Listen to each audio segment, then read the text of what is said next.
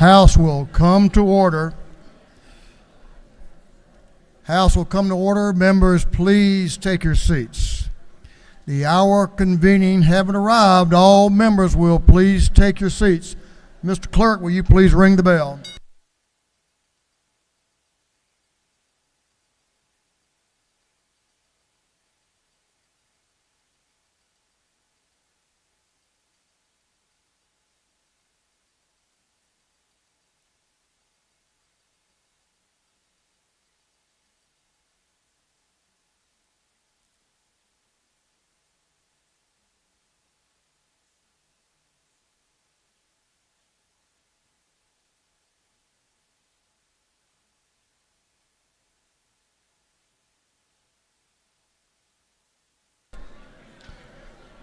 We're going to have the morning roll call.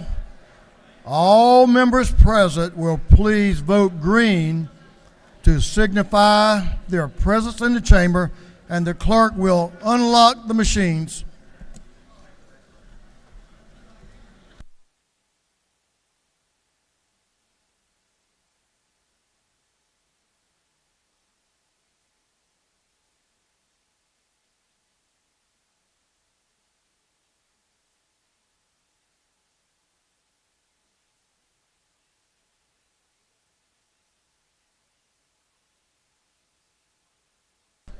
Have all members voted?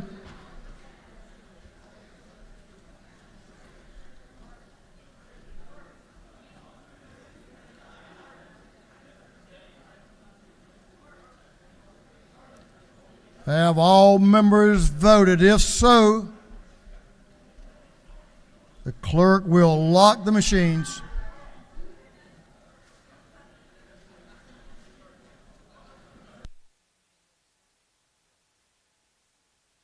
Just come down front and sign.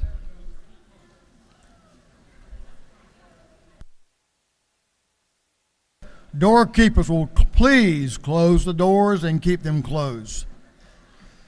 As is our custom, we will begin our day with scripture reading and prayer by the chaplain, after which we will pledge allegiance to the flag of our country.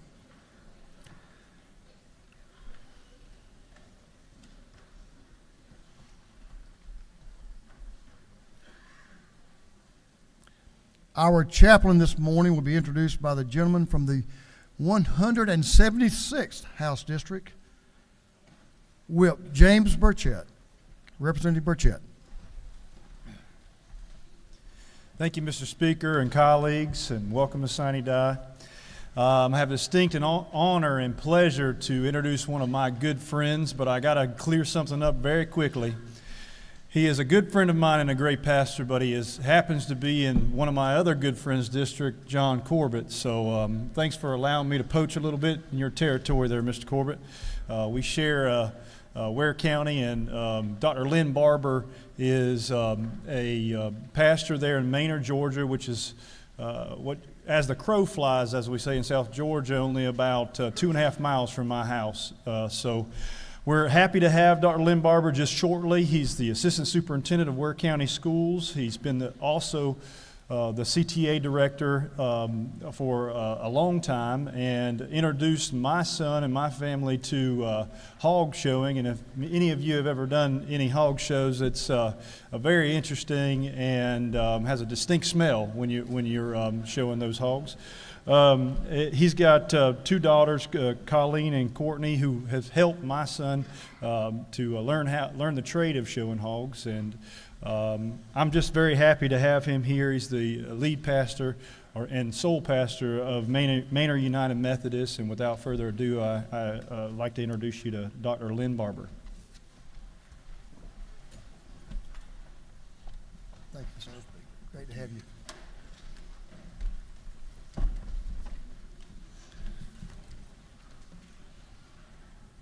Well, good morning. It is an honor to stand before you today, and I was sitting here, Representative Burchett, and I noticed this chamber looks a lot like our church because there's a big clock on the back wall, and you can rest assured I know what that clock is for. So, but I am thankful to be here today. I'm glad to have my wife Lori here with me. She's also an educator in Ware County, and we are blessed in Ware County, not only to have two great representatives and Representative Burchett and Corbett, but also call them friends. So it's a pleasure to be here today, especially on this day. A lot can happen in 40 days, amen? And so I come to you today, and first of all, just want to say thank you. Thank you for the work that you've done during this session, and thank you for the work that you do for the great state of Georgia. One of my favorite passages in the Old Testament, or books actually, is the book of Nehemiah in the Old Testament. And one man, Nehemiah, was sent on a mission by the king to rebuild the walls and the gates of Jerusalem. And God laid that mission on his heart, and he set forth to do just that.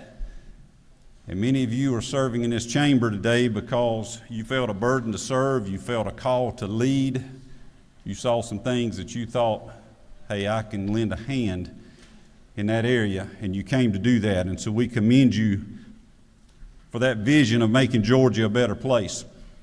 Nehemiah was sent to Jerusalem. He got there, he found some folks willing to work, but you know what? He also found some folks that came against him. He found some people that tried to talk about his work behind his back, came at him from different angles. Sounds a little bit like politics, doesn't it? So you may know how Nehemiah felt, but you know he pressed on. He pressed on and he kept after it. And we find in chapter 3 of that book a lot of people engaged in the work. And I enjoy reading that chapter. It's a long chapter, but you find one of my favorite verses is each person rebuilt a section of the wall in front of his own house. And boy, that speaks volumes right there to the role we have to play in our homes and our families, in this house, wherever it may be. We each have a role to play in rebuilding something. And they worked together. In chapter 4, verse 6, it reads, "So we built the wall, and the wall was joined together to half its height because the people had a mind to work." Folks, a lot can get done when people have a mind to work, amen? And praise the Lord for a state like ours where things are working and things are going well, and we have a lot to be thankful for. But I don't know if you caught the last part of that verse. It said they built the wall to half its height. The wall was not completed. There was still work to be done. And you are here today on the final day of the session. And for some of you, some things might be complete. Some things might have gotten done that you're working on. And for some of you, you may say there's still work to do. All of you, there will still be work to do. There will still be work ahead. And the good thing about this day is sine die does not mean it is finished.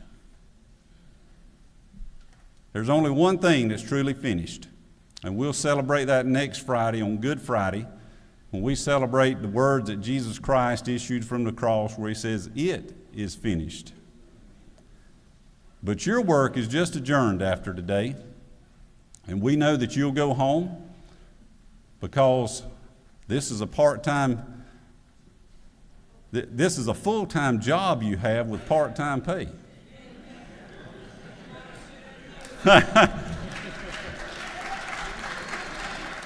And the work's going to continue.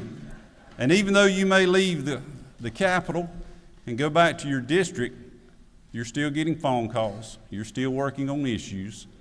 And the work will resume at some point.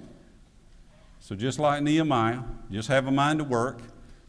I'm here today to encourage you for the work you've done, to thank you for it, and to let you know that, hey, let's seek the blessing of the Lord as we continue to work forward together. And in that spirit, I would just ask you to stand at this time as we have our prayer, and then remain standing for the pledge to the flag. Father God, we come this morning in a spirit of thanksgiving, giving glory and honor to you for what can be accomplished when the people have a mind to work.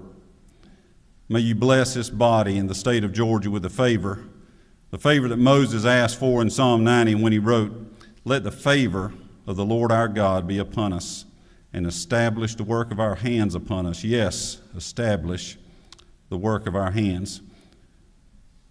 Father, we thank you for every representative here who has left home and family to do the work of the people. We thank you for the vision that you have given each man and woman who serve in this house. Lord, for areas of work you've shown them that need to be rebuilt and restored, we thank you for the work that has been accomplished during this session. And Lord, we know that all work is hard. We also know that this work we call politics can be hard. Relationships are built, but they can also be strained. And Lord, we praise you for those here who are examples of civility and statesmanship, even in the midst of hard-fought battles. Lord, we ask for your blessings upon our state, its leadership, and its people. We ask for you to pour out on those here a double portion of wisdom, discernment, grace, and a spirit of service. May you bless each legislator as he or she leaves Atlanta and goes back home. Bless them in the time between the sessions as they continue to represent us. Bless them in their homes and in their work. And we pray that you will continue to bless our state. In Jesus' name we pray. Amen. Amen. Would you join me in the pledge? I pledge allegiance to the flag of the United States of America and to the republic for which it stands, one nation under God, indivisible, with liberty and justice for all.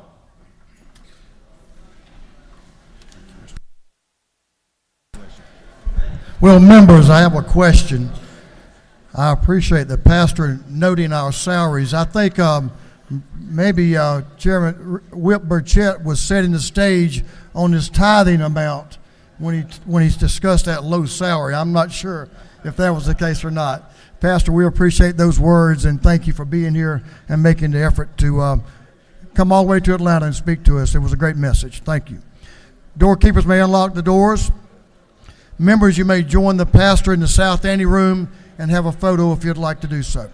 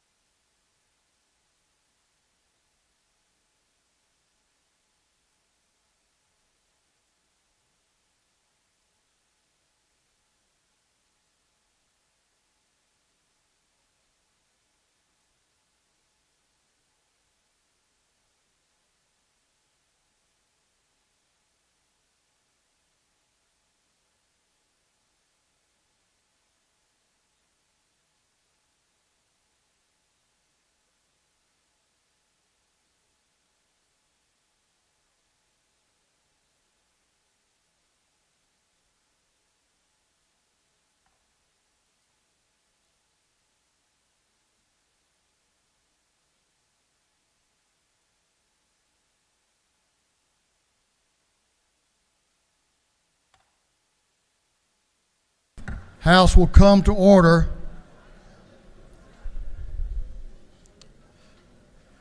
Chairman Tarvin, the chair of the Committee on Information and Audits, is recognized. Y'all listen up. Give your full attention to the chairman. Thank you, Mr. Speaker. Mr. Speaker, your Committee on Information and Audits has read the journal from the previous legislative day and found it to be correct. And Mr. Speaker, I appreciate you. I want to asked to have a little bit extra time this morning. I want to thank the people of this chamber for listening to me every morning. And today, something that's very important to me, and as I watch the national news, I see concerns.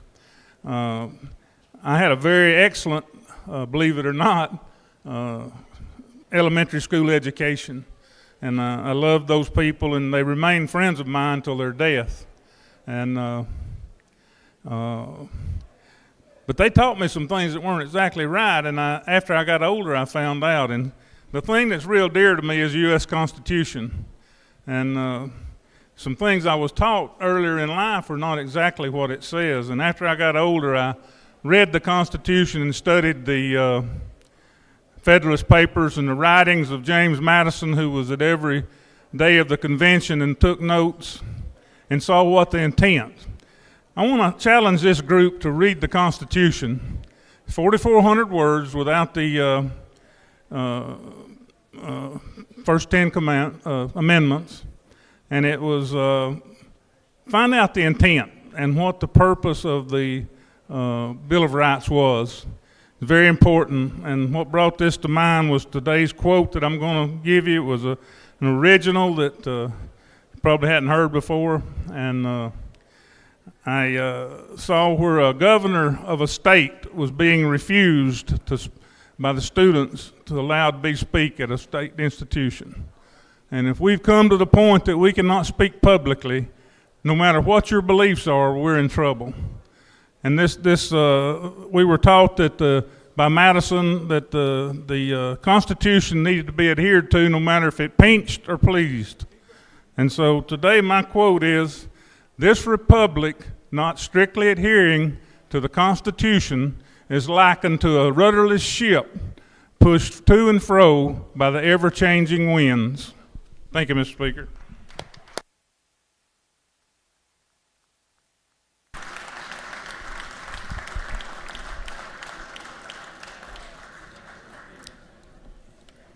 Thank you, Mr. Chairman. All that know you know that you're a scholar, and I mean that very sincerely. We appreciate your work, we appreciate your friendship, and we appreciate your deep held beliefs. Chairman Tarvin, the chair of the Committee on Information and Audits, reports that the journal of the previous legislative day has been read and found to be correct. Is there any objection to dispense with the reading of the journal? The chair hears none. The reading of the journal is dispensed with. Is there any objection to the confirmation of the journal? The chair hears none, and the journal is confirmed. Mr. Chairman, I think that's 40 times you've done that, and you've done an excellent job, so we appreciate your sticking with us and getting the job done. I think this is your 40th time that you've acted as chair of Information and Audit, so we appreciate your words during this session. Thank you very much.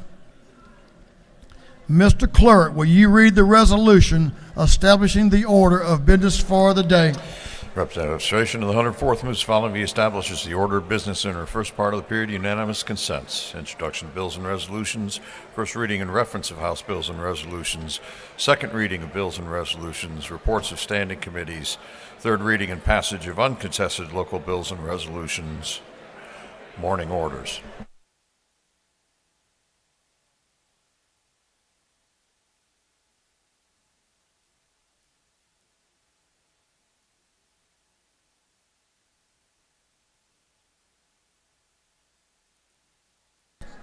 Is there any objection to the adoption of the resolution establishing the order of business for the day? The chair hears none, and the resolution is adopted. Mr. Clerk, first reading of bills and resolutions, the clerk will read. House Bill 830 by Representative Silcox of the 53rd, Evans of the 57th, Daniel the 117th, Renner of the 85th, Reeves of the 99th, and others. A bill be titled Act to provide comprehensive state civil rights laws protecting individuals.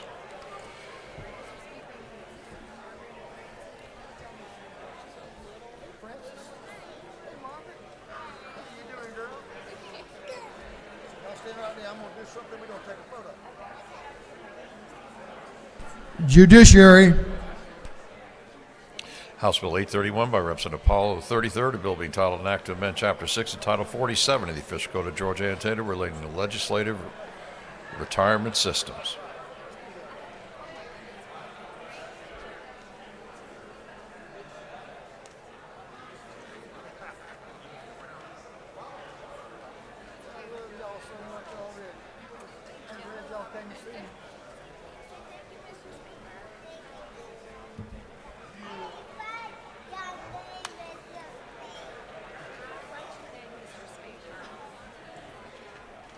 Retirement. House Bill 832 by Representative Paul, the 33rd, a bill being titled an act to amend Chapter 41 and Title 43 of the Official Code of Georgia Annotated relating to residential and general contractors. Governmental Affairs, House Bill 833 by Representative Carson, the 46th, Crow the 118th, Lumsden of the 12th, Hitchens the 161st, Corbett of the 174th. Bill be titled an act to amend Title 47 of the Official Code of Georgia Annotated relating to retirements and pensions. Retirement, House Bill 834 by Representative Powell, the 33rd, Smith of the 18th, Leverett of the 123rd. Bill be titled an act to amend Code Section 244414 of the Official Code of Georgia Annotated relating to evidence of similar transactions in child molestation cases. Juvenile Justice, House Bill 835 by Representative Meeks, the 178th, Corbett of the 174th, Bentley the 150th, Carpenter of the 4th, Scoggins the 14th. Bill be titled an act to amend Chapter 2 of Title 47 of the Official Code of Georgia Annotated relating to the Employees Retirement System of Georgia. Retirement, House Bill 836 by Representative Scoggins the 14th, Gullett of the 19th, Bond of the 73rd, Kelly the 16th, Knight of the 134th, and others. Bill be titled an act to amend Part 3 of Article 16 of Chapter 2 of Title 20 of the Official Code of Georgia Annotated relating to health and of elementary and secondary school students. Education, House Bill 837 by Representative Barrett of the 24th, Jones of the 25th, McDonald of the 26th, Cox of the 28th, Jaspers of the 11th, and others. Bill be titled an act to amend an act creating the Forsyth County Board of Registration and Elections.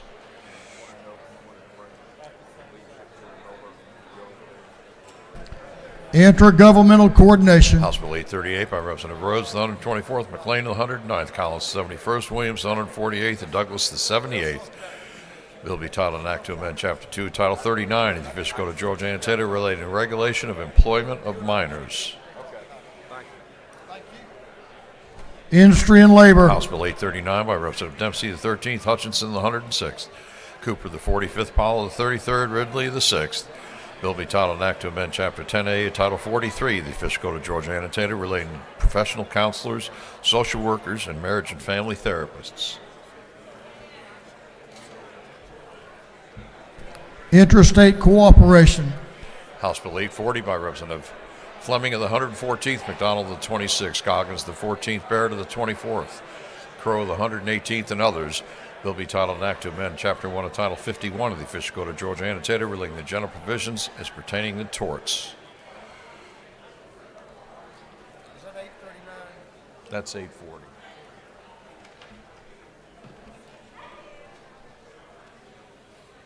Judiciary, House Bill 841 by Representative Beverly, the 143rd, Draper, the 90th, Roberts, the 52nd. The bill be titled an act to amend Article 1 of Chapter 2 of Title 46 of the Official Code of Georgia Annotated relating to organization of members of the Public Service Commission.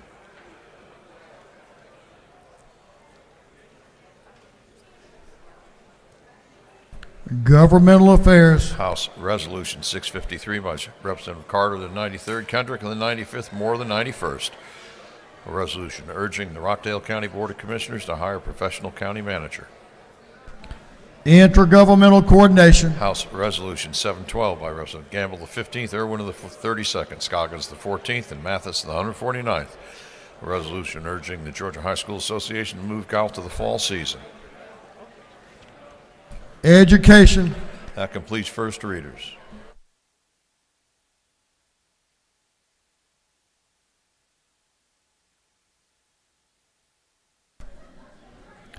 second reading of bills and resolutions. The clerk will read. House Bill 813 by Representative Anderson of the 10th, the bill relating to intercorporation of municipal corporations. House Bill 814 by Representative Camp of the 135th, Williams of the 148th, the bill relating to imposition rate, computation, exemptions, and credits relative to income taxes. House Bill 815 by Representative Davis of the 87th, Scott of the 76th, and Schofield of the 63rd, a bill relating to incorporation of municipal corporations. House Bill 816 by Representative Davis of the 87th, Scott of the 76th, Schofield of the 63rd, a bill relating to selling and other trade practices. House Bill 817 by Representative Davis of the 87th, Scott of the 76th, Schofield of the 63rd, and Burnell of the 77th, a bill relating to special purpose grand juries. House Bill 818 by Representative Davis of the 87th, Scott of the 76th, Schofield of the 63rd, a bill relating to revenue and taxation. House Bill 819 by Representative Davis of the 87th, Scott of the 76th, Schofield of the 63rd, a bill relating to insurance. House Bill 820 by Representative Powell of the 33rd, a bill relating to powers and duties of the Board of Natural Resources, designation of Commissioner and Director as Board's agent, and power and duties of Director. House Bill 821 by Representative Hughley of the 141st, Buckner of the 137th, Reese of the 140th, a bill relating to Teachers' Retirement System of Georgia. House Bill 822 by Representative Carpenter of the 4th, Daniel of the 117th, Cooper of the 45th, Silcox of the 53rd, Clark of the 108th, a bill relating to competencies and core curriculum under the Quality Basic Education Act. House Bill 823 by Representative Bentley of the 150th, a bill relating to the Georgia Legislative Retirement System. House Bill 824 by Representative Carson of the 46th, Hitchens of the 161st, Crow of the 118th, Lumsden of the 12th, Chokas of the 151st, and others, a bill relating to the Employees Retirement System of Georgia. House Bill 825 by Representative Fleming of the 125th, Leverett of the 123rd, a bill relating to the Judicial Retirement System. House Bill 826 by Representative Martinez of the 111th, Hilton of the 48th, Ballard of the 147th, Silcox of the 53rd, New of the 64th, a bill relating to primaries and elections. House Bill 827 by Representative Smith of the 18th, Dickey of the 145th, Perkel of the 169th, Leverett of the 123rd, Hagan of the 156th, and others, a bill relating to livestock theft. House Resolution 599 by Representative Gunter of the 8th, a resolution supporting the Community Champions Initiative. House Resolution 600 by Representative Davis of the 87th, a resolution proposing an amendment to the Constitution so as to waive the state's defense of sovereign immunity regarding actions of the Board of Regents of the University System of Georgia. House Resolution 601 by Representative Campbell of the 35th, Hughley of the 141st, Paris of the 142nd, Evans of the 57th, Westbrook of the 163rd, and others, a resolution to ratify a proposed amendment to the United States Constitution through second readers.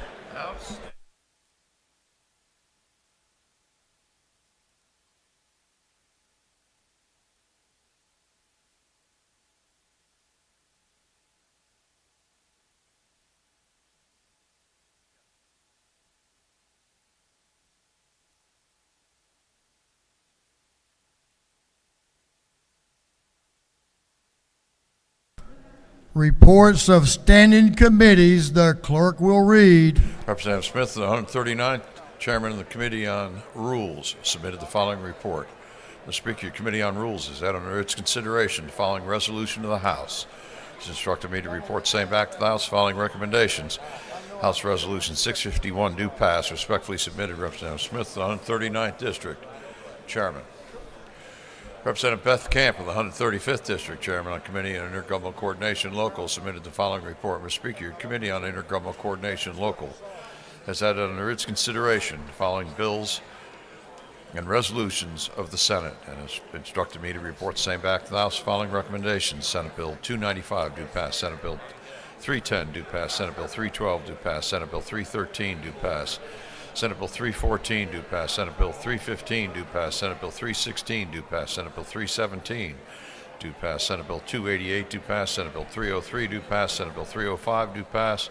Senate Bill 306 do pass. Senate Bill 309 do pass. Senate Bill 311 do pass. Respectfully submitted, Representative Beth Camp in the 135th District, Chairman. That completes the reading of the reports of standing committees.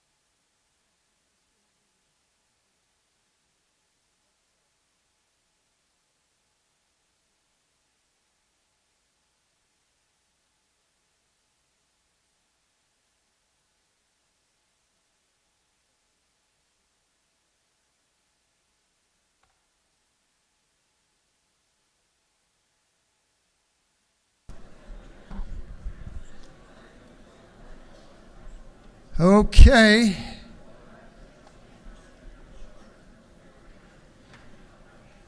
Members, please take your seats. We're going to move on to the local calendar.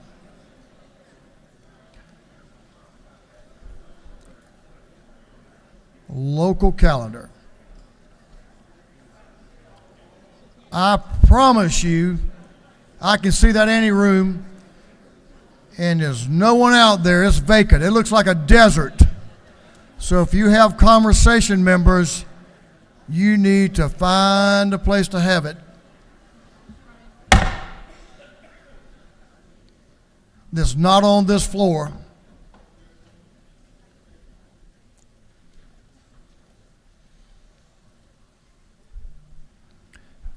Five bills on the local calendar relate to homestead exemption and require a recorded 2/3 roll call vote for passage. Third reading and passage of uncontested local bills. If there is no objection, we will vote on the local calendar as a whole with a recorded vote. Hearing none, it is so ordered. Mr. Clerk, will you read the local calendar? Senate Bill 295 by Senator Gooch, the 51st, Lumpkin County. Senate Bill 303 by Senator Halpern of the 39th, Fulton County. Senate Bill 310 by Senator Redd of the 33rd, City of Powder Springs. Senate Bill 312 by Senator Anderson of the 43rd, Rockdale County. Senate Bill 313 by Senator Anderson of the 43rd, Rockdale County. Senate Bill 314 by Senator Anderson of the 43rd, Rockdale County. Senate Bill 315 by Senator Anderson of the 43rd, Rockdale County. Senate Bill 316 by Senator Anderson of the 43rd, Rockdale County. Senate Bill 317 by Senator Estevez of the 6th, City of Atlanta.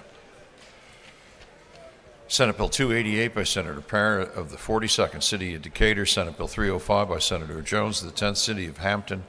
Senate Bill 306 by Senator Jones of the 10th, City of Hampton. Senate Bill 309 by Senator Jones of the 10th, City of Hampton. Senate Bill 311 by Senator Anderson of the 43rd, Newton County. Is there any objection to the previous question being ordered on the local calendar? The chair hears none. The previous question is ordered. Is there any objection to agreeing to the report of the committee, which was favorable to the passage of the bill? The chair hears none. The report of the committee is agreed to. Shall these bills now pass? All those in favor of the passage of the bills on the local calendar will vote yes. All those opposed will vote no.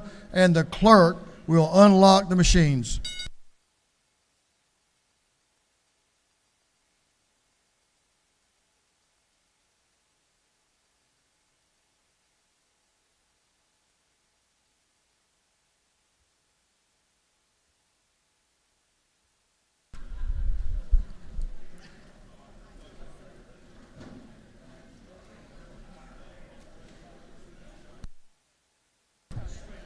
Have all members voted?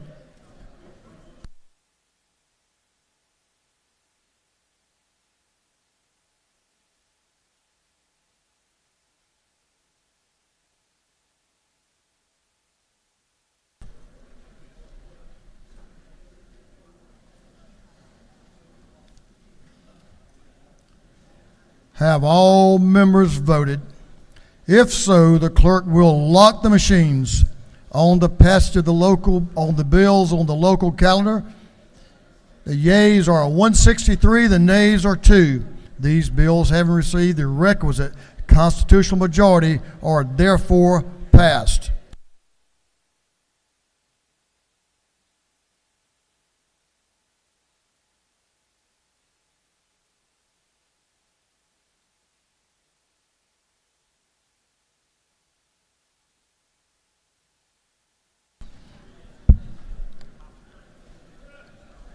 Members, we're going to introduce, so give your attention to the gentleman in the well as he introduces our doctor of the day. Give your attention. Dr. Head's given her time to be with us, and we appreciate it. So give your attention. Representative from the 59th, Representative Phil Lallier, will introduce the physician of the day.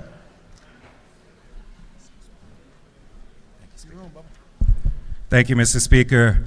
It is my pleasure to introduce to you all today's Doctor of the Day, Dr. Delphine Head. Dr. Delphine Head is an incredible physician, a good friend of mine. She is a family practice primary care physician with the Southeast Kaiser Permanente Medical Group. She provides care at the Kaiser location down in Cascade. She chose family medicine because she enjoys developing relationships with her patients and treating generations of families. She truly believes that she was born to be a physician and is excited to fulfill her purpose in life. Dr. Head has been an incredible advocate for her community, a supporter of mine on the campaign trail, and now as an elected official, and it is my pleasure to be introducing Dr. Head to this body this morning. Dr. Head.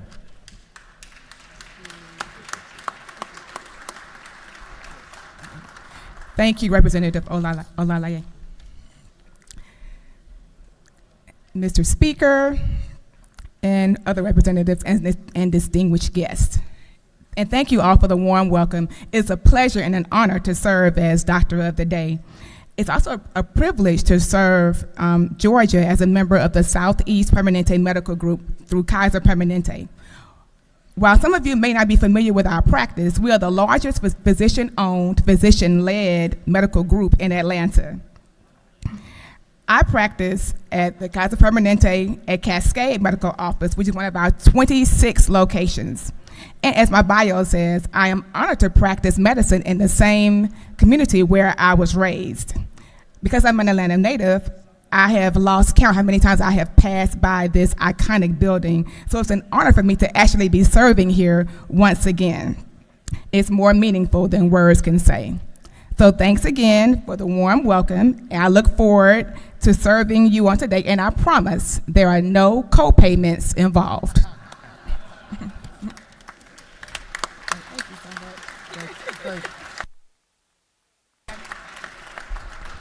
Dr. Head, we appreciate you being here, and thank you for your service.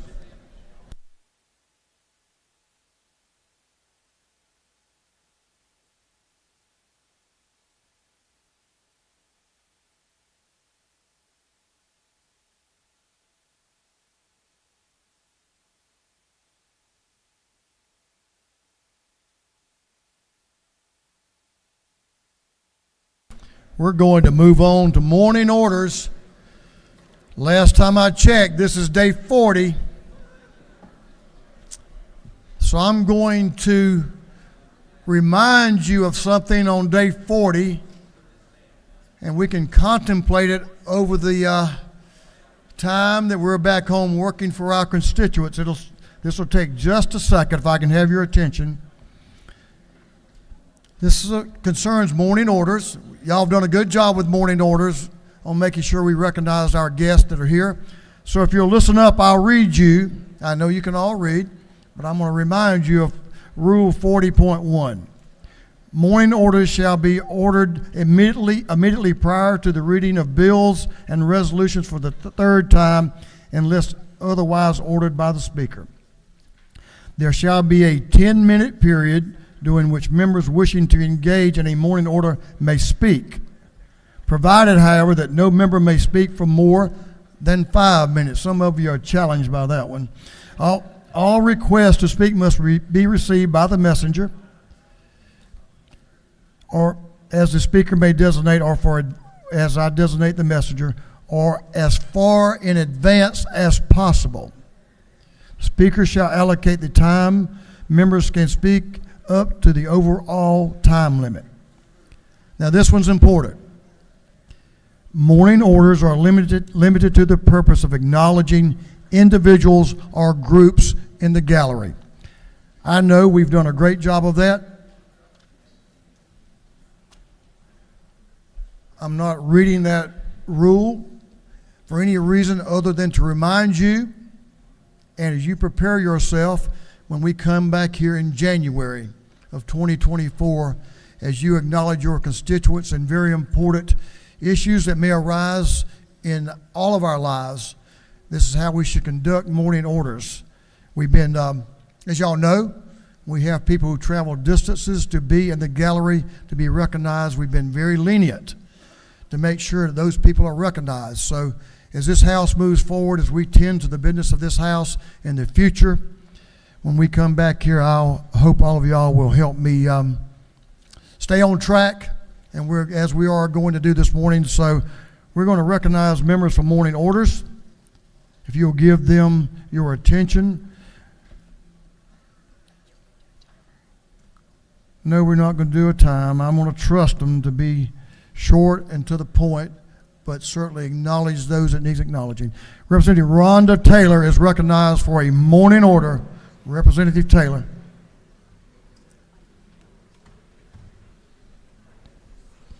Y'all remember I told y'all about on deck. You know what that means? Be ready. Representatives New, Hagan, Seabaugh, and Williams.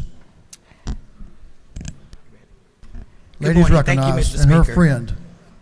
Thank you. Colleagues, please help me wish and, recognize on the final day of session and the continuing celebration of National Women's History Month. We have in the gallery with us today Miss Hung Young Chow. If you would please stand so that you could be seen. Miss Young owns several businesses in Rockdale County, and she is an advocate arriving from South Korea in 1989. And she has done so much in our community and to build businesses and to make sure people have employment. And I just wanted to recognize her as a woman on the move. And I thank you so much for coming. If you would join me in giving her a hand clap, please.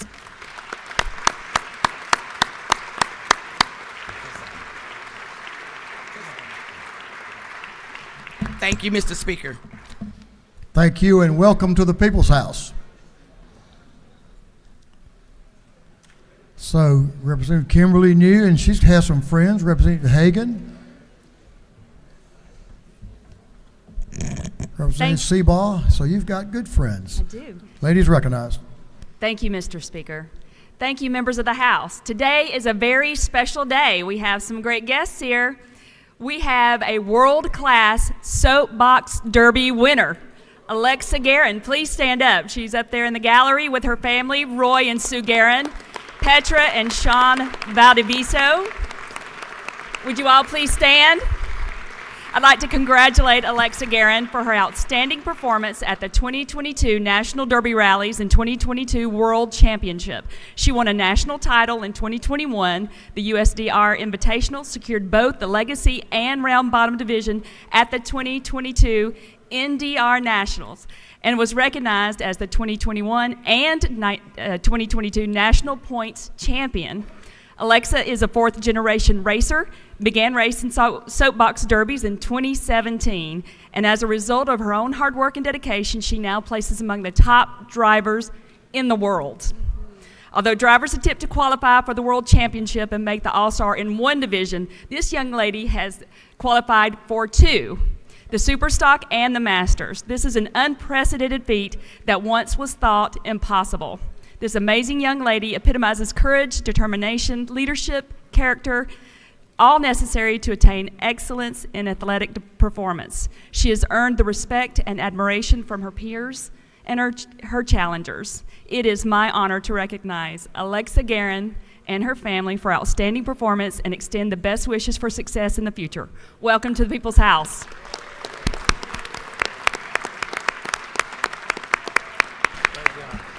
Thank you, Mr. Speaker. I yield the well. Next stop, the Indy 500. No doubt about that. Congratulations.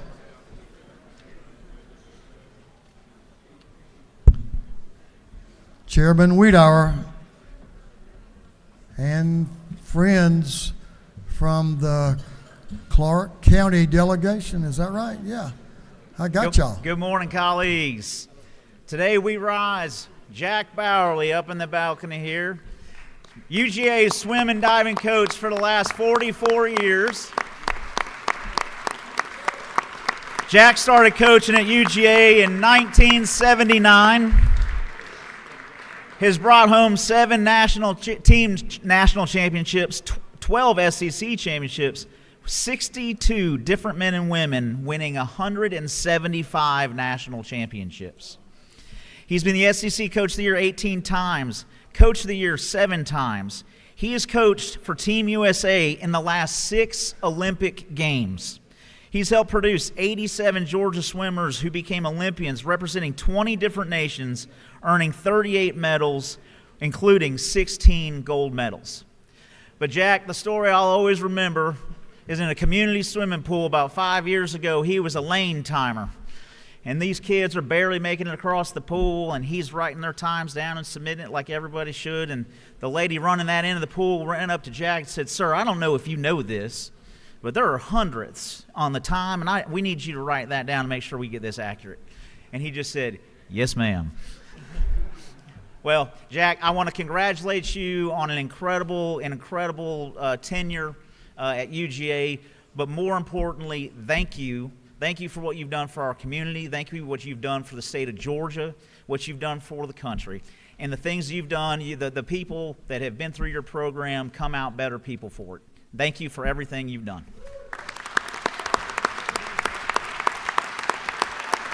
Good job. Go Dogs. Thank you, Coach. What an honor to have you in the house today. Thank you for your contribution to so many young people's lives. You certainly, you're a legend, and we're glad to have you here. Thank you so much.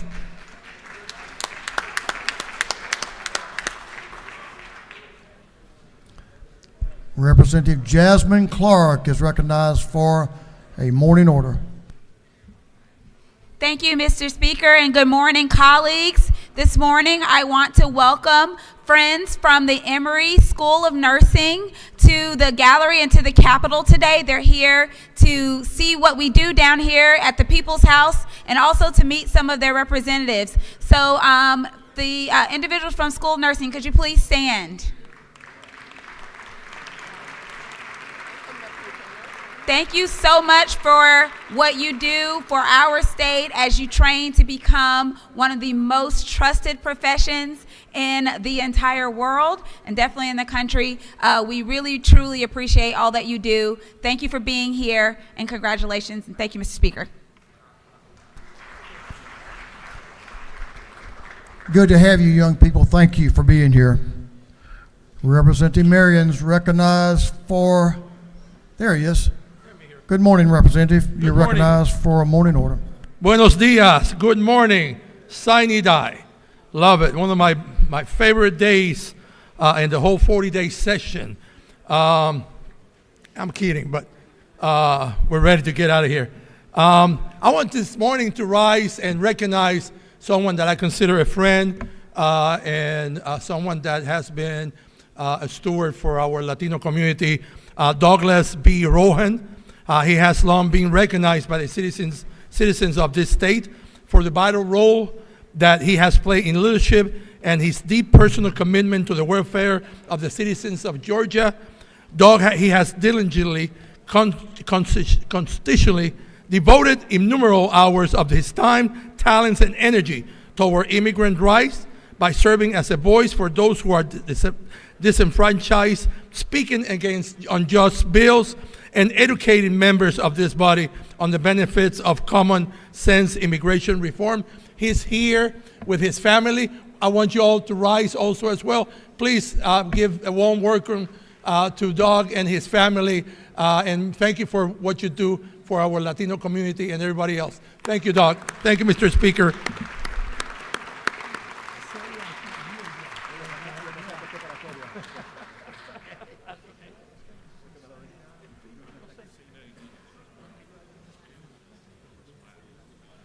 Hey, how do you say sine die in Latin or in, how do you say sine die?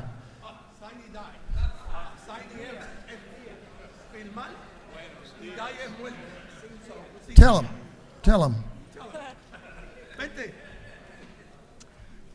So Spanish 101, sine die, sin dia. Sin dia, sin dia. So how about that? We're out of here. Is that a motion? Sin día quiere decir el último día, no más días, sin día. Ahí está. All right. Thank you so Thank much. you. Thank you, guys. Thank I'll you, Mr. try that Speaker. tonight.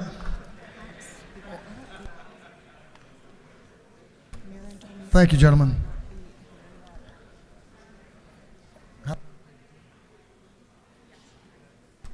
Representative Patty Bentley is recognized for a morning order. Good morning. Thank you, Mr. Speaker. Ladies and gentlemen of the House, today is a great day. You know why? Because it is Dooley County Day at the Capitol, and I'm so proud to have Representative Chairman Mike Chokers from Americus, Georgia, Representative Carolyn Hughley from Columbus, Georgia, and Representative Teddy Reeves from Columbus, Georgia. And ladies and gentlemen of the House, I ask that you please stand and help me pronounce. I need all of you to stand, please, and repeat after me. Dooley County. We're going to say it 1, 2, 3 now. Practice. Dooley County. So let's give a big round of applause to Dooley County School System, because it's their day at their state capitol. We're so proud to have Dr. Craig Lockhart, a graduate of the Fort Valley State. He's the superintendent for Dooley County School System, and we're so glad to have Dooley County represented here at their state capitol on the last day of session. Thank you, Mr. Speaker, and thank you, colleagues.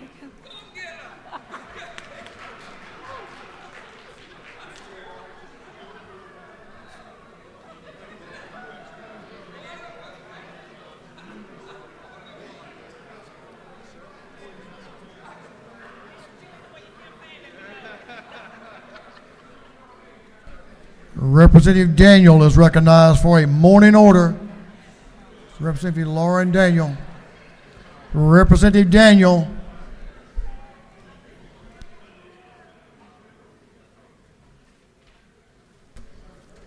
Give the lady in the well your attention, please. Thank you, Mr. Speaker. I'm going to have some friends join me as well. Some of the women of the House that signed this resolution. It is Women's History Month this month, and so we dropped a resolution to recognize the women in our state that help our economy, and they take care of their families, and they're balancing all of these things. More than half of Georgia households are led by women breadwinners or co-breadwinners.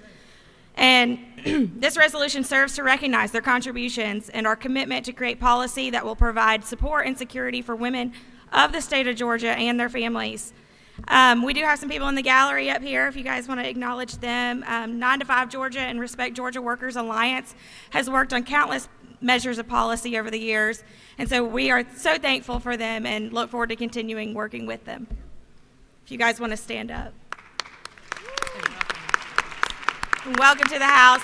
And also, I want to recognize the women in this chamber that are working women, because you all matter. So if you guys would like to stand up and be recognized, please stand up.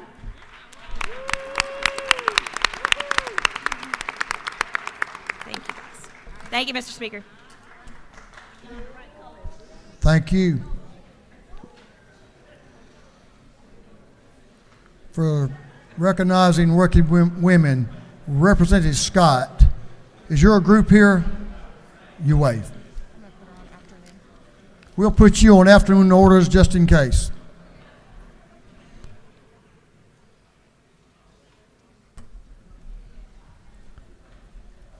Leader Illustration is recognized for a morning order.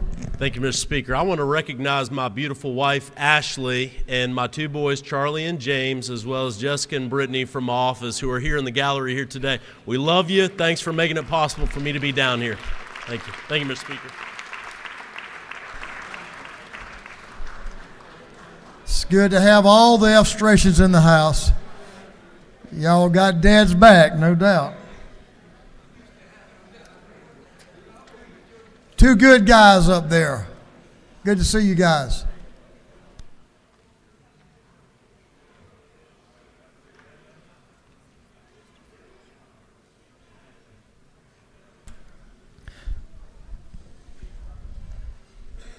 Members, we're going to take up a couple of other issues that I'll speak to you first about. We're going to take up some uncontested House resolutions. These are for study committees. Members of this House have indicated they would like to study a lot of important issues. Every one that was submitted has great merit. So I'm going to suggest something to you. We're only going to appoint 2 House study committees. I'll also encourage you, those of you who have an interest in studying a particular issue, committee chairs understand the posture we're in, or the posture I'm in, as we addressed all of the issues that are important to Georgians. So, with that said, I encourage you to reach out to your committee chairs on the different subject matter, and I believe they will certainly accommodate you and have a hearing or multiple hearings on those subjects to work with you over the interim until we come back here in 24. So, with that, we're going to have we're going to hear House Resolution 519 and House Resolution 603. If there is no objection, we will vote on the uncontested resolutions as a whole with a recorded vote. Hearing none, it is so ordered. The clerk will read the resolutions. House Resolution 519 by Representative Jenkins, the 136, creating the House Study Committee on Fishing Access to Freshwater Resources. House Resolution 603 by Representative Cooper and others, creating the House Study Committee on Certificate of Need Modernization.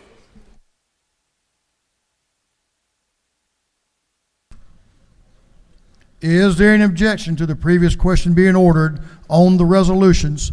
Chair hears none. The previous question is ordered. Is there any objection to agreeing to the report of the committee, which is favorable to the adoption of the resolutions? Chair hears none. The report of the committee is agreed to. Is there any objection to adopting the substitute offered by the Committee on Rules? The chair hears none. The Rules Committee substitute is adopted. Shall these resolutions now be adopted?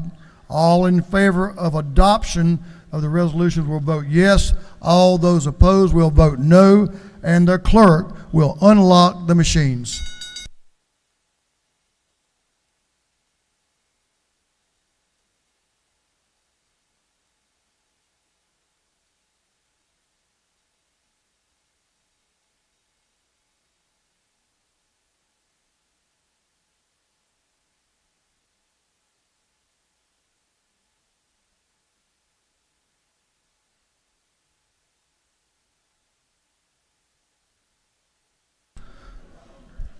For what purpose does Chairman Hawkins rise?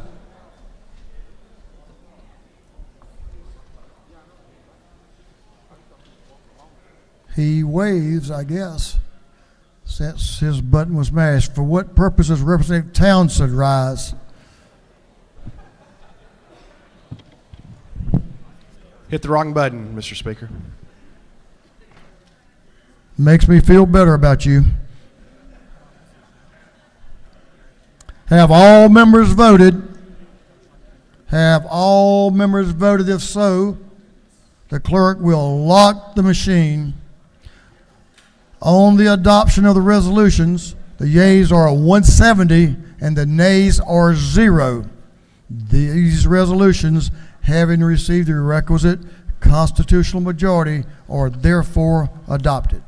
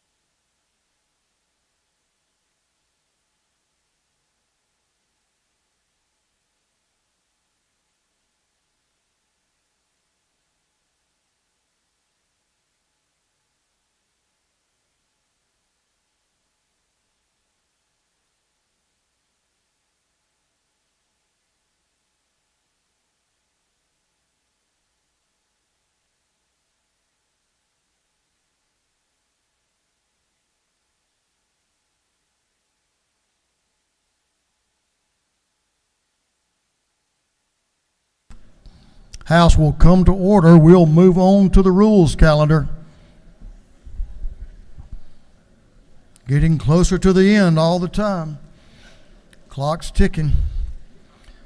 Mr. Clerk, no, Al, you're not, excuse me, no, Representative Williams, you're not recognized for that motion. I know the one you want to make, but you're not recognized. Mr. Clerk, will you read the caption of Senate Bill 272?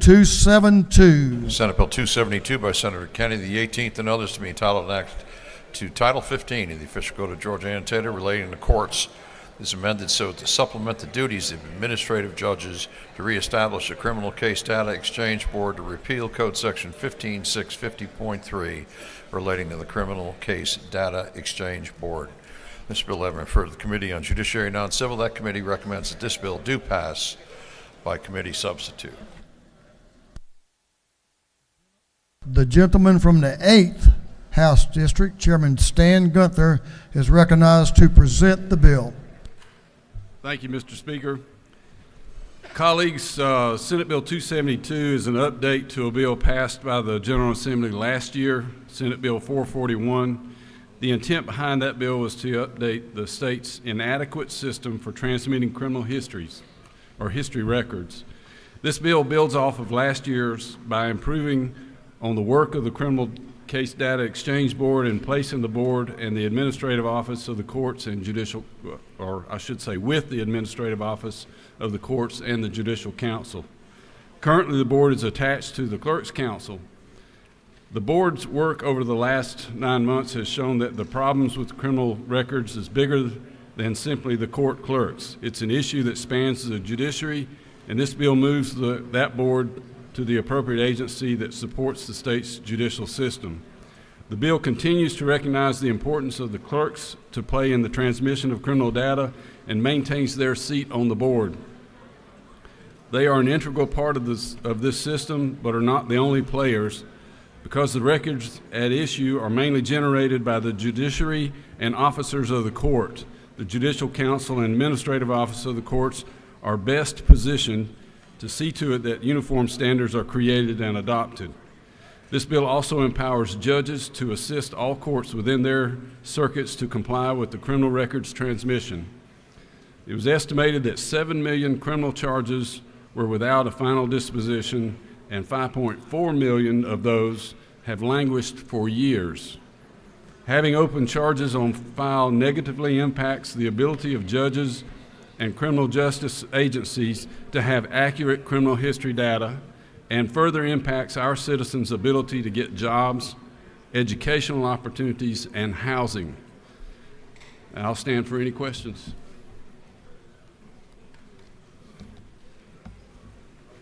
You do have a question now. Chair recognizes to your right, extreme right, behind you almost, Representative Vance Smith for a question. Gentleman yield? I yield, thank you.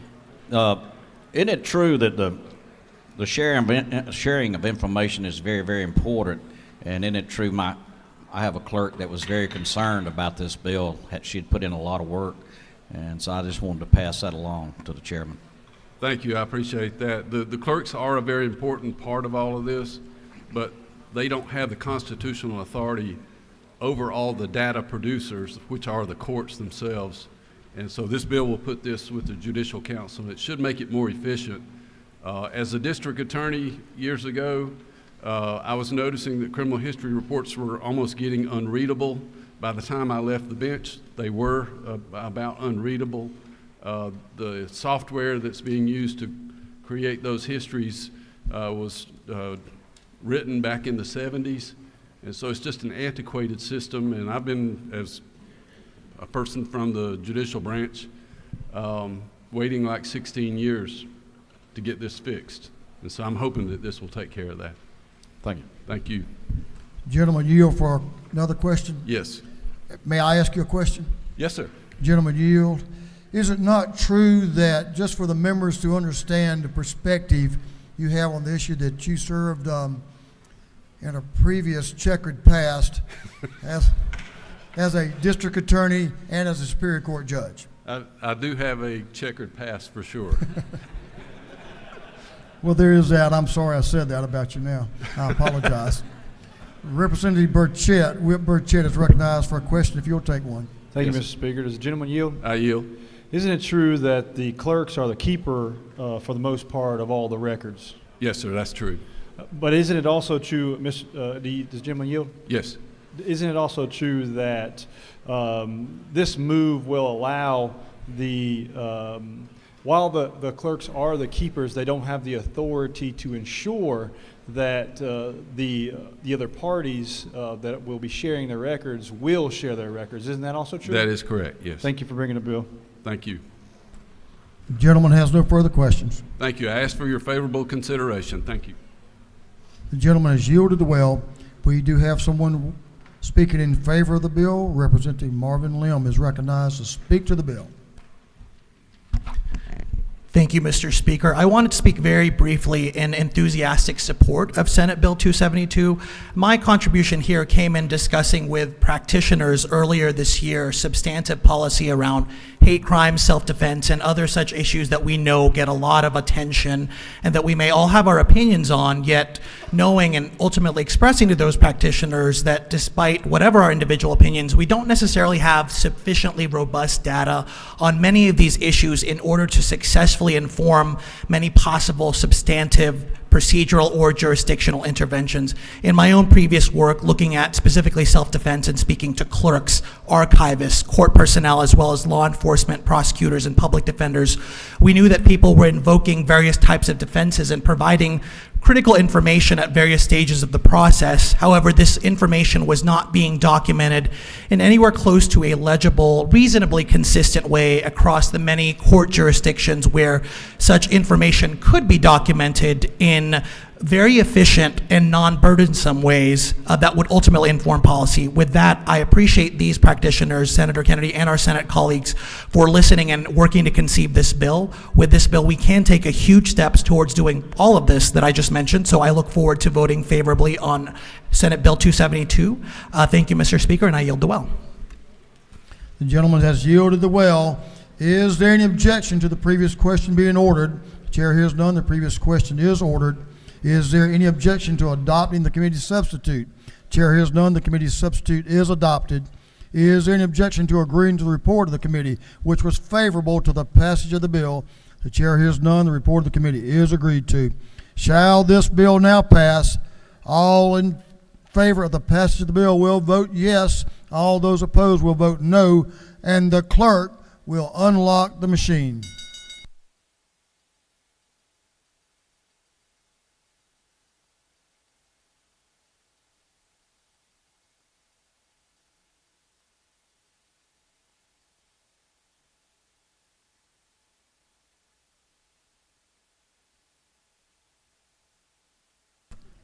Have all members voted? All members voted. If so, the clerk will lock the machine. On the passage of the bill, the yeas were 146, the nays 21. The bill, having received the requisite constitutional majority, is therefore passed.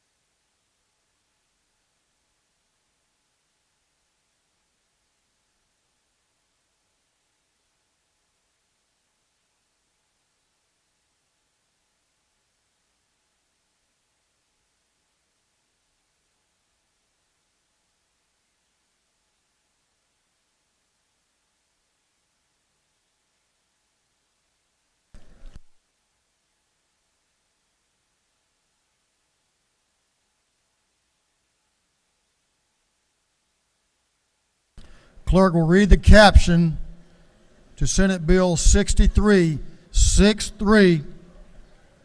Senate Bill 63 by Senator Robertson, the 29th, and others to be entitled an act to amend Chapter 6 and Title 17 in the official code of Georgia annotated relating to bonds and recognizance, so as to provide for the setting of bonds and the scheduling of bail. This bill then referred to the Committee on Judiciary Non-Civil. That committee recommends that this bill do pass by Rules Committee substitute.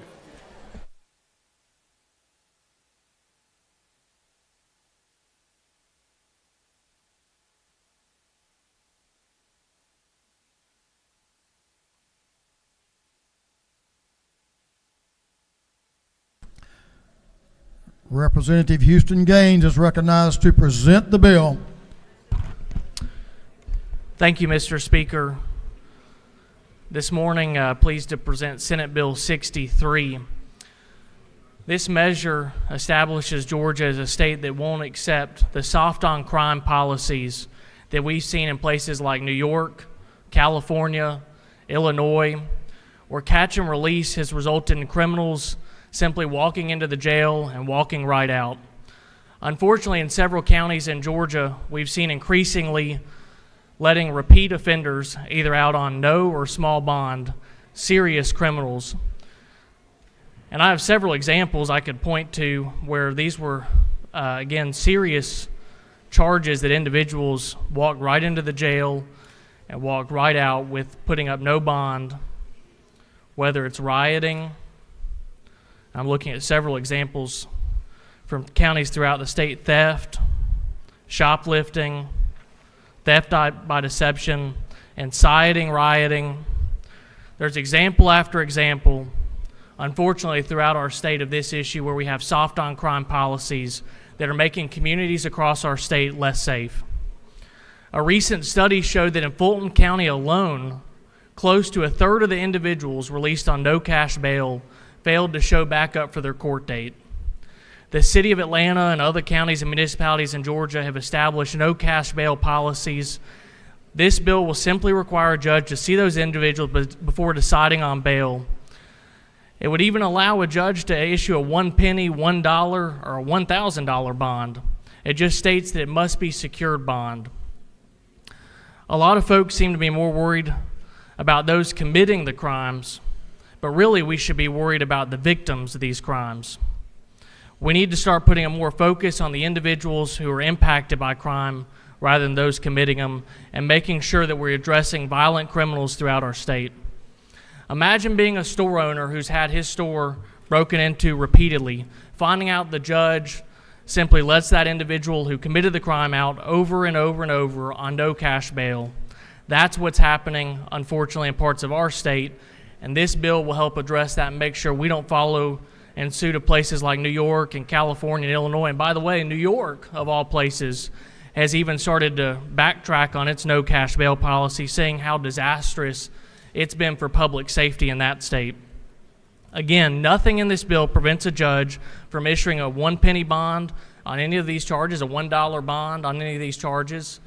They can continue to have a standing order. That's an issue we've seen, and that's a part of this bill addresses is standing orders throughout our state. They can have a standing order for a $1 bond, but the folks in that community should be aware of what those judges are doing and letting folks out on a $1 bond instead of, again, what we've seen in no cash bail.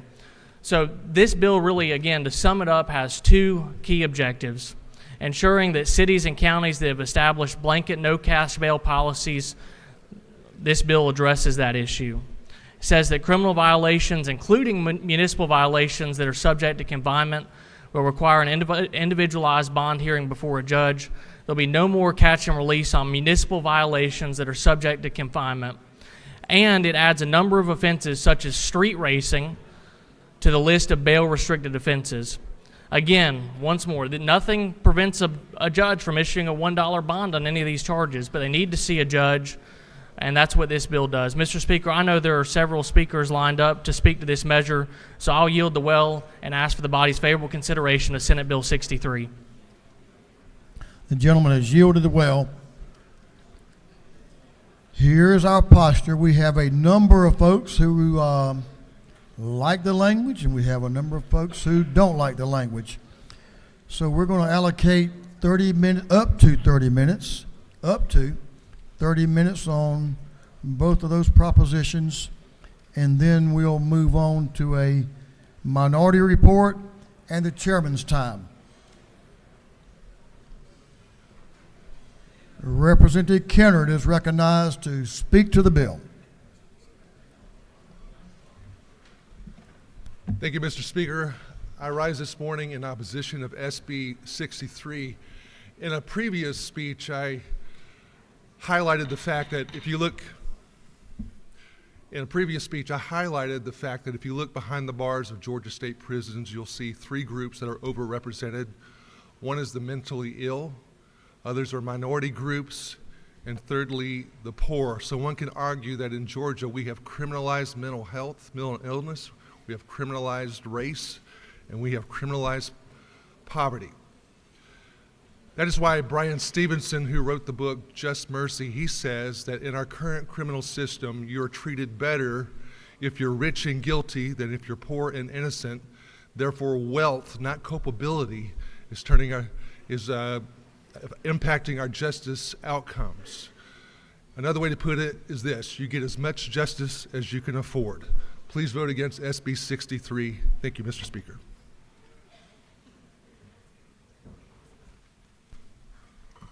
The gentleman has yielded the well. Representative Kendrick is recognized to speak to the bill. Thank you, Mr. Speaker. Today I rise to ask you to vote no to SB 63. And let me start with a story that I often tell in this chamber about how God has a sense of humor. So many of you know that I'm a lawyer and graduated from UGA 16 years ago, and I had to take criminal law my first year with Professor Dean Kurtz. And I will admit that out of the 4 degrees that I have, criminal law was my worst grade ever in life. So when the opportunity came for me to take criminal procedure, I said, no way, there's no way I'm ever going to use criminal law or need to know any criminal laws whatsoever. I was going to be a corporate attorney, which I actually am. But now I've served on the Judiciary Non-Civil Committee for the past 8 years. So God definitely has a sense of humor. But I'm actually glad that I didn't take criminal procedure, because the crash course that I've gotten on the Judiciary Non-Civil Committee has taught me a bunch of truths, but the main one it has taught me is this: the criminal justice system is not broken. It's fixed.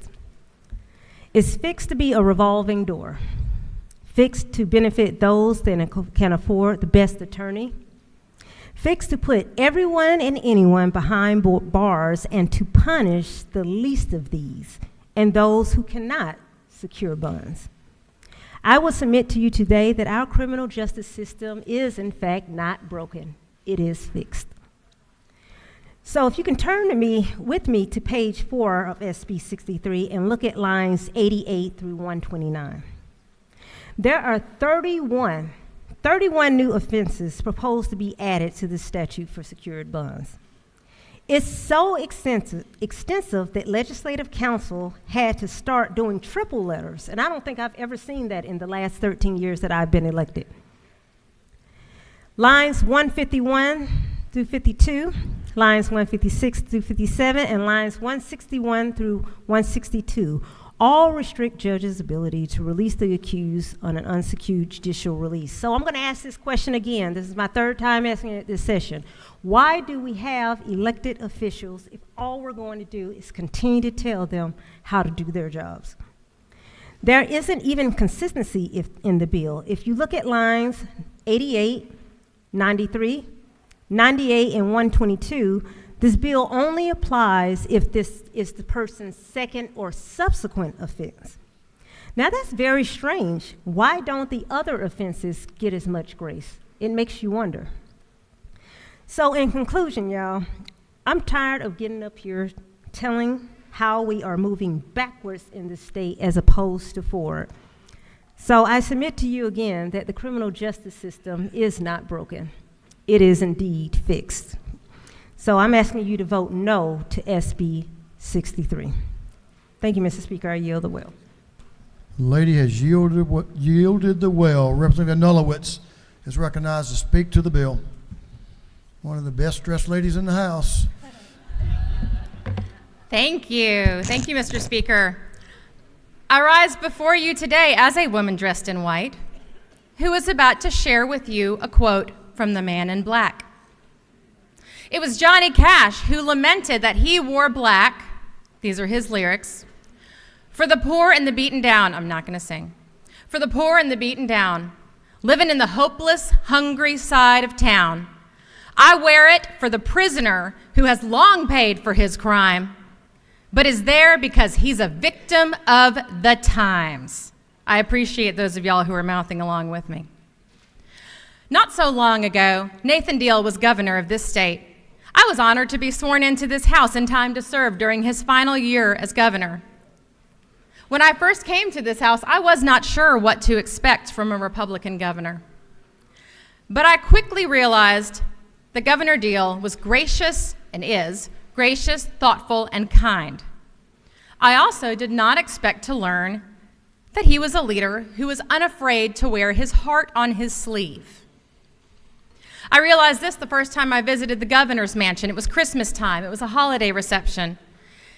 And I saw the tears in his eyes and heard the catch in his voice as he told us about the gingerbread models of Georgia courthouses that had been crafted there at the mansion by the trustees who worked at the mansion, the trustees, the inmates who served at the mansion, and who the governor and the First Lady, the late First Lady, often remarked that they thought of as part of their family. When Governor Deal left office in January 2019, there was widespread agreement that his most enduring legacy was his leadership and his commitment to criminal justice reform in Georgia. When Governor Deal came into office, 1 in 13 Georgians were either incarcerated, on probation, or on parole. Governor Deal realized that at that rate of incarceration, we would have no recourse but to spend more than $500 million on 2 new prisons. He knew there had to be a better way. And he led bipartisan policy initiatives to ensure that this better way that he knew could happen was a reality in Georgia. And despite the rhetoric that we're hearing today, by the way, we did pass a street racing bill in the last biennium. And by the way, because there is still prosecutorial discretion, I can think of one case in particular, a really tragic case, where 2 young people were killed as the result of street racing, and one of the people involved in that, who, by the way, left the scene of the accident, was allowed to be charged with only a misdemeanor. Neither here nor there. Despite that rhetoric that we're hearing today, the crime rate in Georgia decreased after these reforms were enacted by Governor Deal. Governor Deal and this General Assembly knew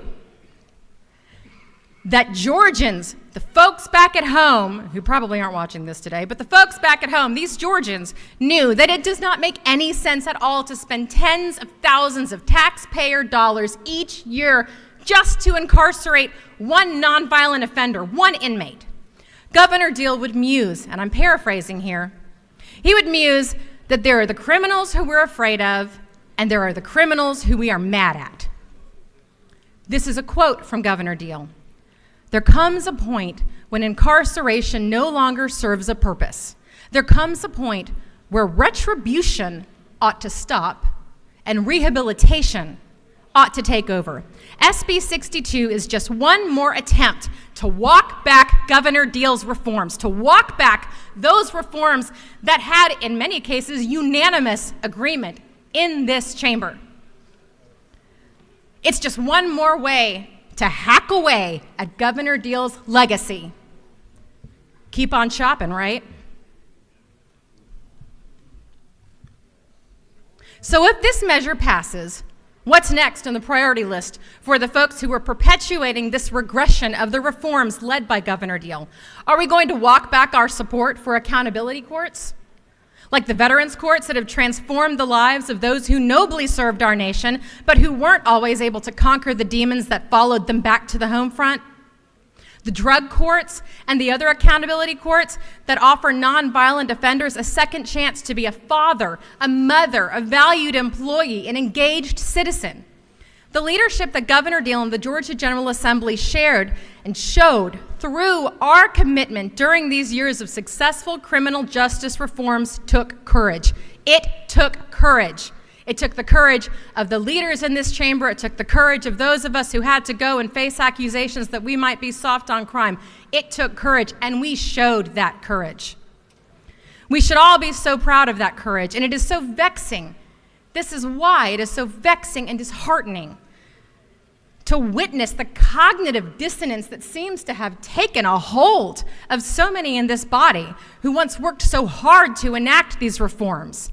And it is for this reason that I urge you to vote against SB 63. I yield the well.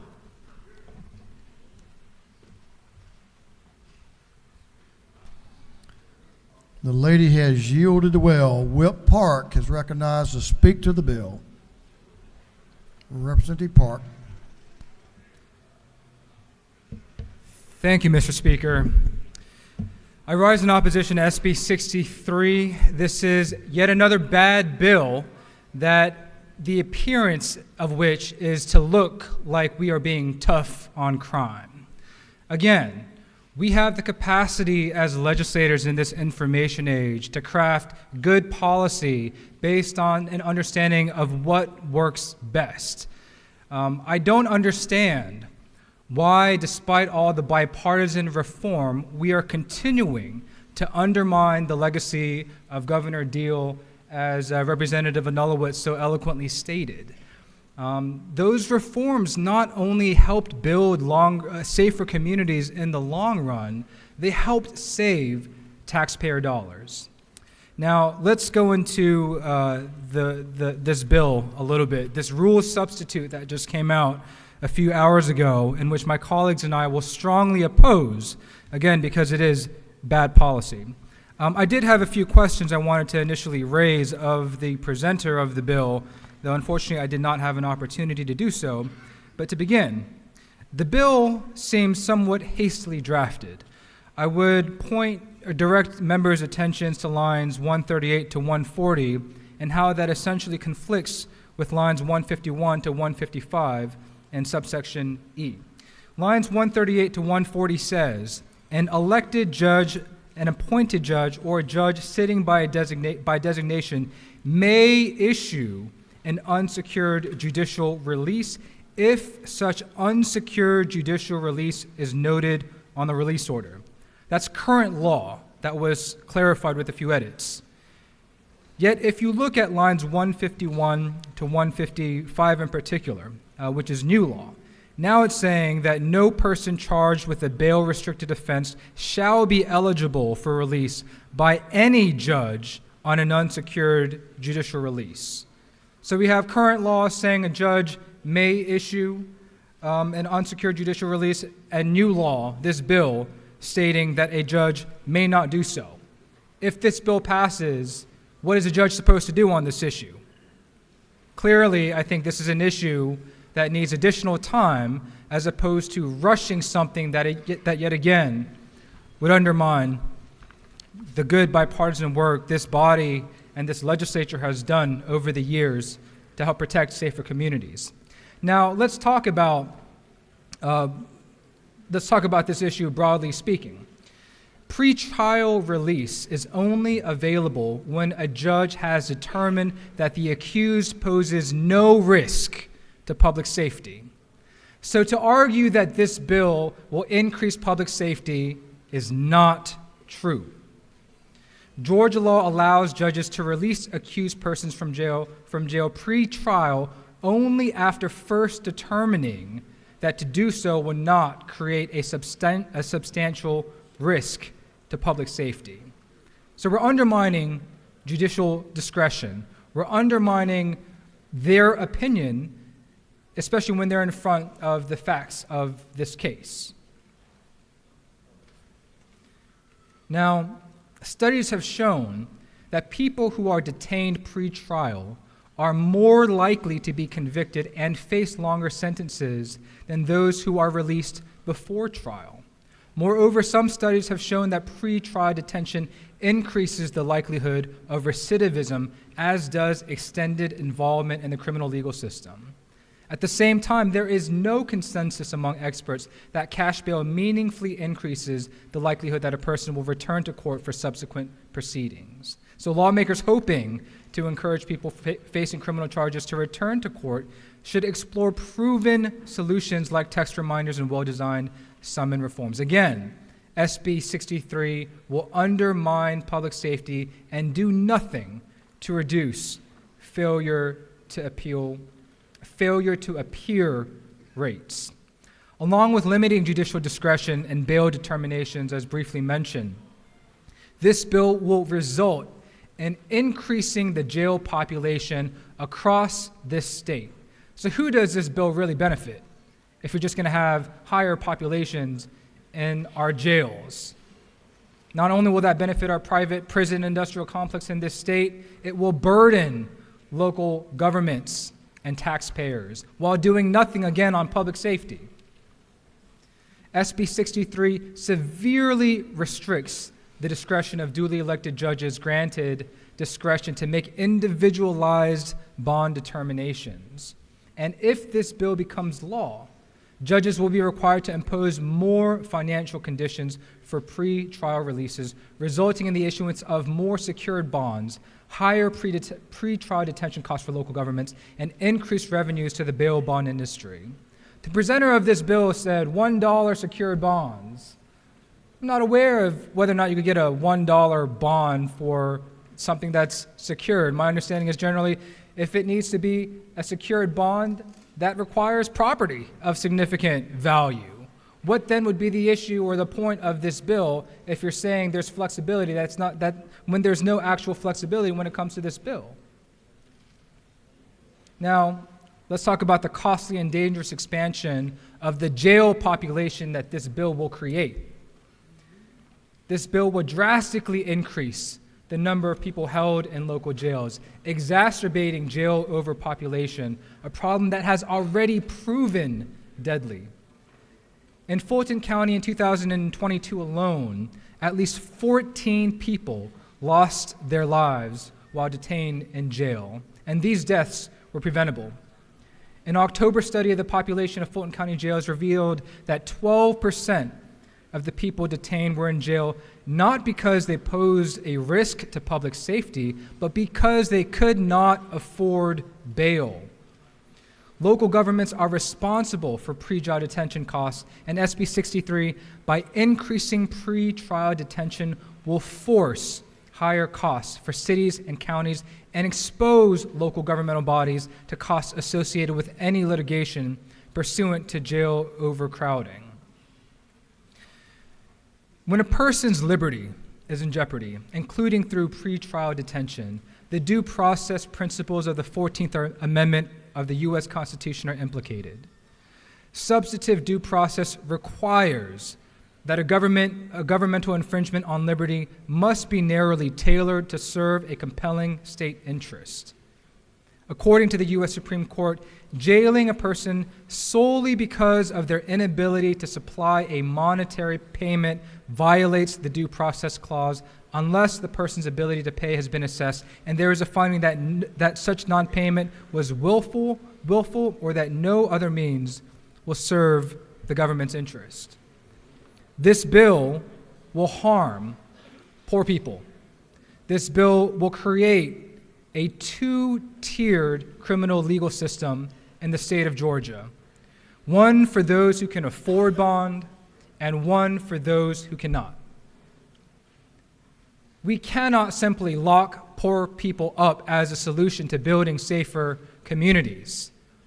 You can look tough on crime, but when your constituents continue to face violence in their communities, know that you have failed them by failing to actually address the problems, by the responsibility that we've been entrusted to pass good policy in the short run as well as in the long run, to protect those who sent us here to serve them.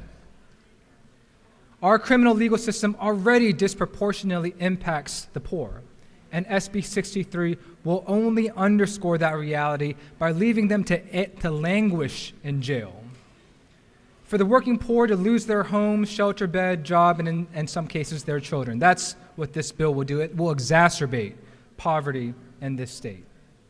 All of this increases the cost to the state of Georgia, because not only will that daily cost to the county jails increase, public financial support will be needed by many who eventually do get released from either jail or prison and return to their communities. Now, let's look through some of the amendments in this rule substitute. To begin with, striking out on line 66, a felony offense of, will open the door to requiring money bail for misdemeanor crimes beyond those already allowed in the family violence context. On lines 98 to 99, criminal trespass, even with second or subsequent offenses, may unnecessarily tax, again, the criminal legal system. To those who may be watching, this bill is restricting non-violent offenses, including a misdemeanor possession of marijuana on lines 107 to 108 of this bill. On lines 122 to 23, we are making the failure to appear in a second or subsequent offense a bail-restricted offense.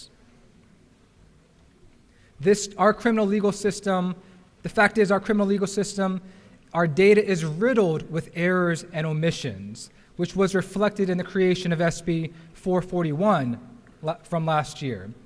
An extension of a commission, which was an extension of a commission to troubleshoot and solve that problem. This bill not only limits judicial discretion, it will again continue to keep folks locked up in jail, which does not build safer communities.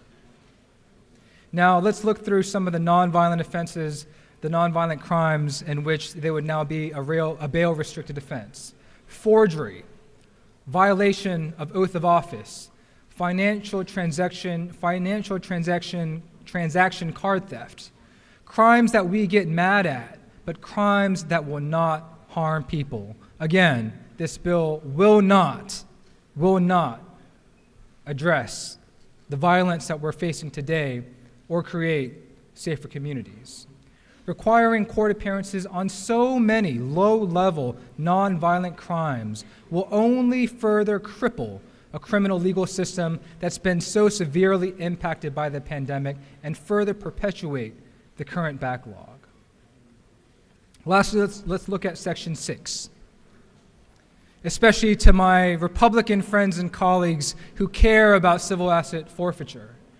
Removing lines 205 to 210 from OCGA 17-672, subsection C.1, would allow bond forfeiture to proceed even when the person's failure to appear in court was due to deportation or removal from the United States by federal authorities. Families who have put up secured bond, cash, or property will be subject to losing those assets if the federal government removes or deports a person for whom the bond was posted prior to the resolution of the related criminal case.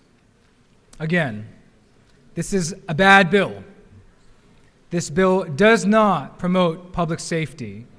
This bill only criminalizes and exacerbates the poor in this state, who we, especially those who proclaim their faith down here often, that we've been commanded to serve and take care of and lift up. This bill does none of those things and will only move the state of Georgia backwards. For all these reasons, I strongly encourage this House to vote no to SB 63. Thank you, Mr. Speaker. I yield the well. Gentleman has yielded the well. Now, those in favor have up to 30 minutes. Representative Anderson is recognized to speak to the bill. Representative Victor Anderson is recognized. Thank you, Mr. Speaker. I will take just a few moments. I want to bring a little different perspective to this bill. I'm not an attorney, never pretended to be an attorney, but I am a former county commissioner and former chairman of the county commission. And I do know that in a rural county in Georgia, one of the most common questions that we were asked when I was serving on the commission, and just as a side note, people in local counties think the county commission controls everything, okay? So if you've served in that role, I think you'll agree with me, and I see a couple of heads nodding in here. But one of the most common questions we were asked is, why are people who commit crimes allowed to just walk in and walk out with no skin in the game, with nothing to hold them in place or nothing to be concerned about? So with that in mind, for the people in rural Georgia who are looking to this body to try to answer those questions that they've had for years, I do encourage voting in favor of this bill. Mr. Speaker, I yield the will. Gentleman has yielded well. Chairman Petrie is recognized to speak to the bill.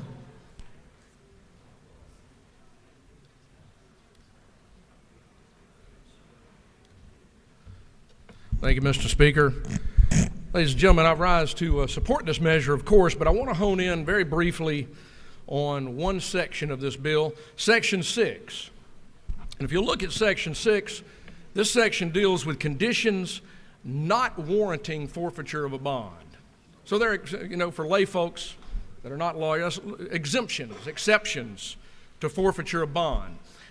And what this measure does is eliminates, you'll see in lines 205 through 210, it eliminates Section C1. Let me tell you what Section C1 is. You're going to be surprised at this. It's basically special treatment. It's special treatment today in statute for those that are here in this country illegally, who are bonded out, and then are deported. Because right now, they're exempt from forfeiture of bond. And I want you to ask yourself, why should that be? Why should illegal immigrants be treated specially? And so we have a scenario today that actually incentivizes those who have committed a crime in Georgia and then are bonded out, who then are deported, who never served trial in Georgia for the crime they committed on Georgians. We're incentivizing their being bonded out because there is no forfeiture of bond. My friends, there's no logical reason why this should be in this statute. I'm glad it's being removed. It should be removed. Everyone, I think, commonsensically knows that to be true. And I hope that you'll support this, not only because of this provision, but all the provisions in this good bill. I hope that you'll all join me in voting in favor of this measure. And Mr. Speaker, I yield the will. Gentleman has yielded the well. Chairman Collins is recognized to speak to the bill. Chairman Collins. Thank you, Mr. Speaker. I don't come to the well very often to speak, but I want to take an opportunity to encourage every member of this body to support Senate Bill 63. Over and over again, we hear about the rights of criminals. We hear about, this is going to disenfranchise a certain group of people. I submit to you that by passing House Bill or Senate Bill 63, we're going to protect people in this state. There are a very small group of individuals who want to plague our communities through criminal activity. The courthouse has become, or the jail has become, a revolving door for a group of individuals. And we need to say no. We need to put a stop to this. And we need to speak up for victims of crime and stop people from becoming victims of this revolving door down at the county jail or at the city jail. It's absolutely ridiculous, in my opinion, that we even have to discuss this. There's so much that can be done to protect the public and keep people safe, and Senate Bill 63 is going to do that. Thank you, Mr. Speaker. I yield the well and ask for everyone's favorable consideration to Senate Bill 63 to protect persons and property in this state.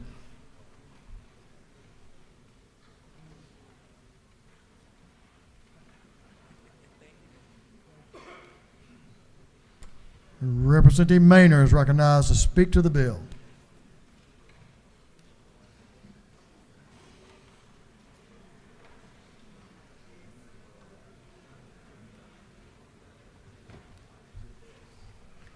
Thank you, Mr. Speaker.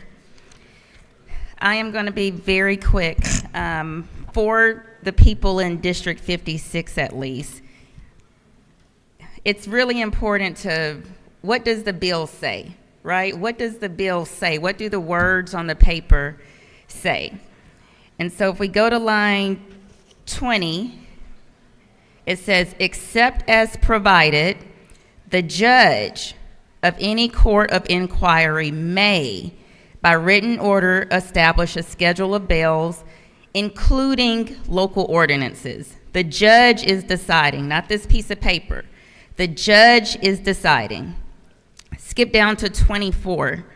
Provided, however, that no bail schedule, local standing order, official policy, or local ordinance shall mandate releasing an accused on unsecured judicial release prior to the accused appearing before a judge.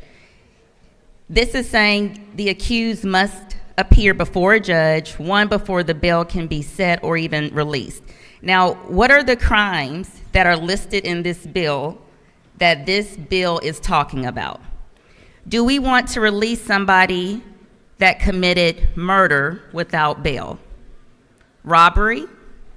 Because this is what's on the paper. Do we want to release somebody for kidnapping without bail, rape, child molestation, sodomy, assault, battery, carjacking? People are carjacked in my community often. People in my community would be offended if we let somebody out for carjacking without bail. Pimping, gangs, DUIs. If someone is driving under the influence, they don't need a bail. Should we be releasing them on bail? Family violence. Some of the other things added: stunt driving, drag racing, fleeing from police, bribery, forgery. What about exploitation of disabled persons? That was added. So we want to release people without bail after they are exploiting disabled persons and senior citizens. Manslaughter, animal cruelty, racketeering, human trafficking, domestic terrorism, stalking, aggravated stalking. Those are the crimes that this particular bill is talking about. Next, let's look at 153 to 154. No person charged with a bail-restricted offense shall be eligible for release by any judge on an unsecured judicial release. That was related to the murder, robbery, kidnapping, rape, child molestation, sodomy, assault, battery, carjacking, pimping, drug trafficking, gangs, DUIs, family violence, stunt driving, drag racing, fleeing police, bribery, exploiting disabled persons and seniors, animal cruelty, violation of oath, domestic violence, racketeering, etc. Lines 163 to 168.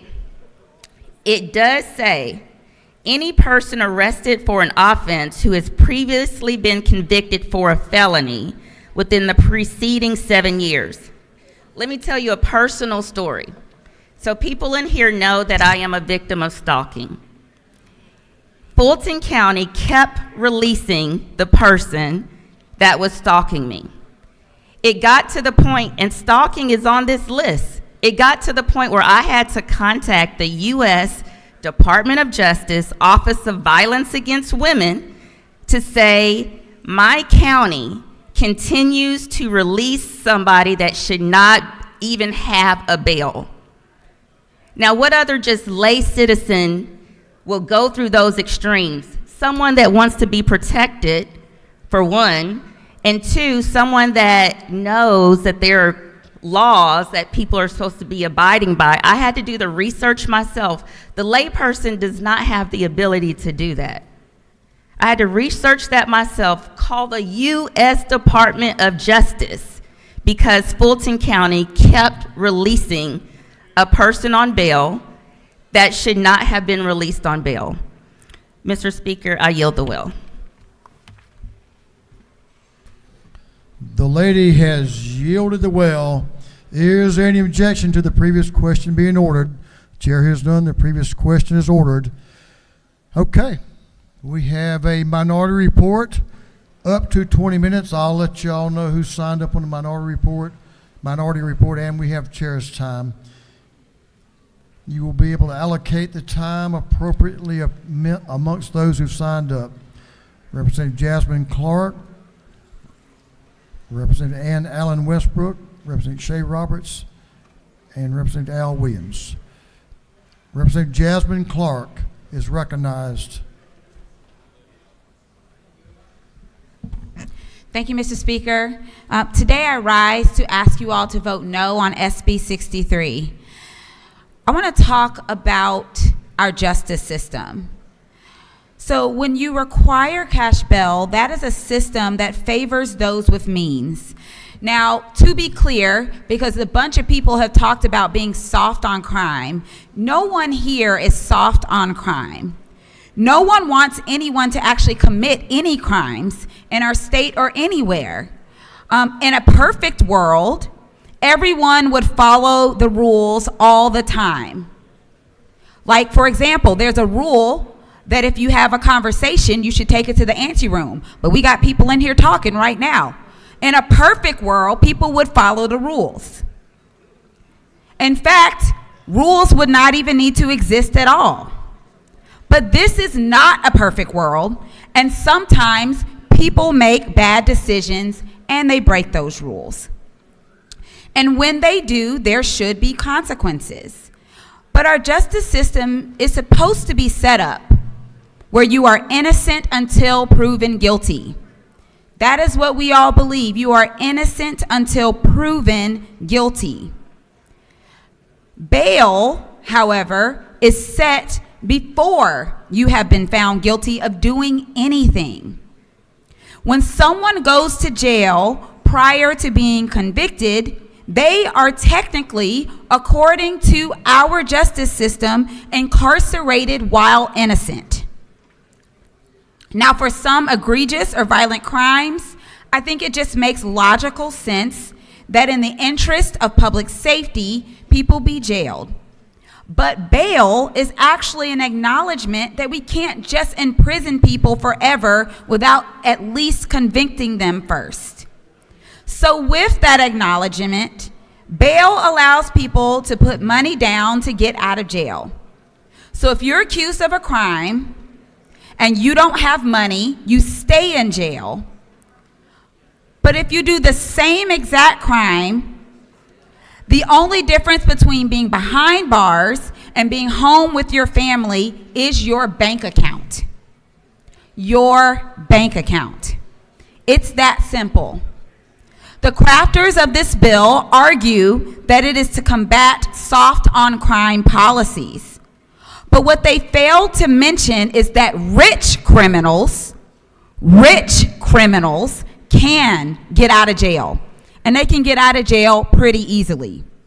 All they have to do is call mommy and daddy or the family attorney. And for some people, they don't even know what a family attorney is. Like, that whole concept is foreign to them. But some people can just call the family lawyer to come down to the courthouse with the checkbook and get them out of there. So that's the big picture. Requiring bail, even for misdemeanors, is another example of criminalizing poverty.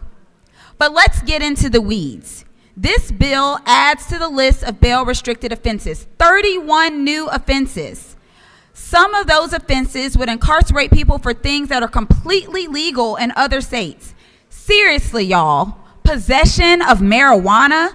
Are we really trying to keep people in jail for weed? With all the things we have to worry about, we took the time to make misdemeanor possession of marijuana a bail-restricted offense in this bill.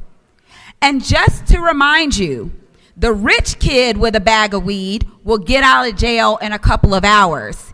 It's the person with less means that may sit for a while. So I've heard a couple of people talk about victims. And so I'm just asking, I'm very curious, Who exactly is the victim of possession of marijuana? What victim are we saving in that situation?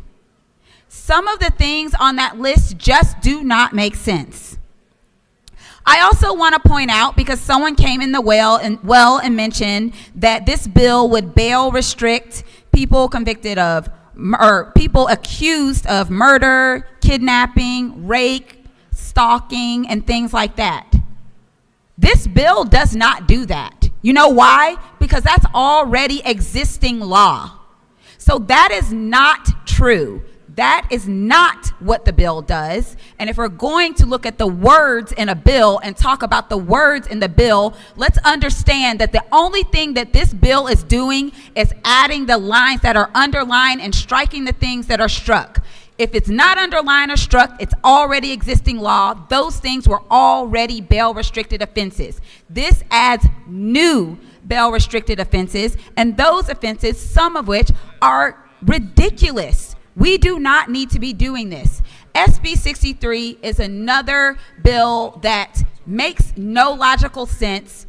It's a campaign strategy. It's something that will say, oh, I was hard on crime, while doing absolutely nothing for public safety. At the same time, we're going to overcrowd our jails.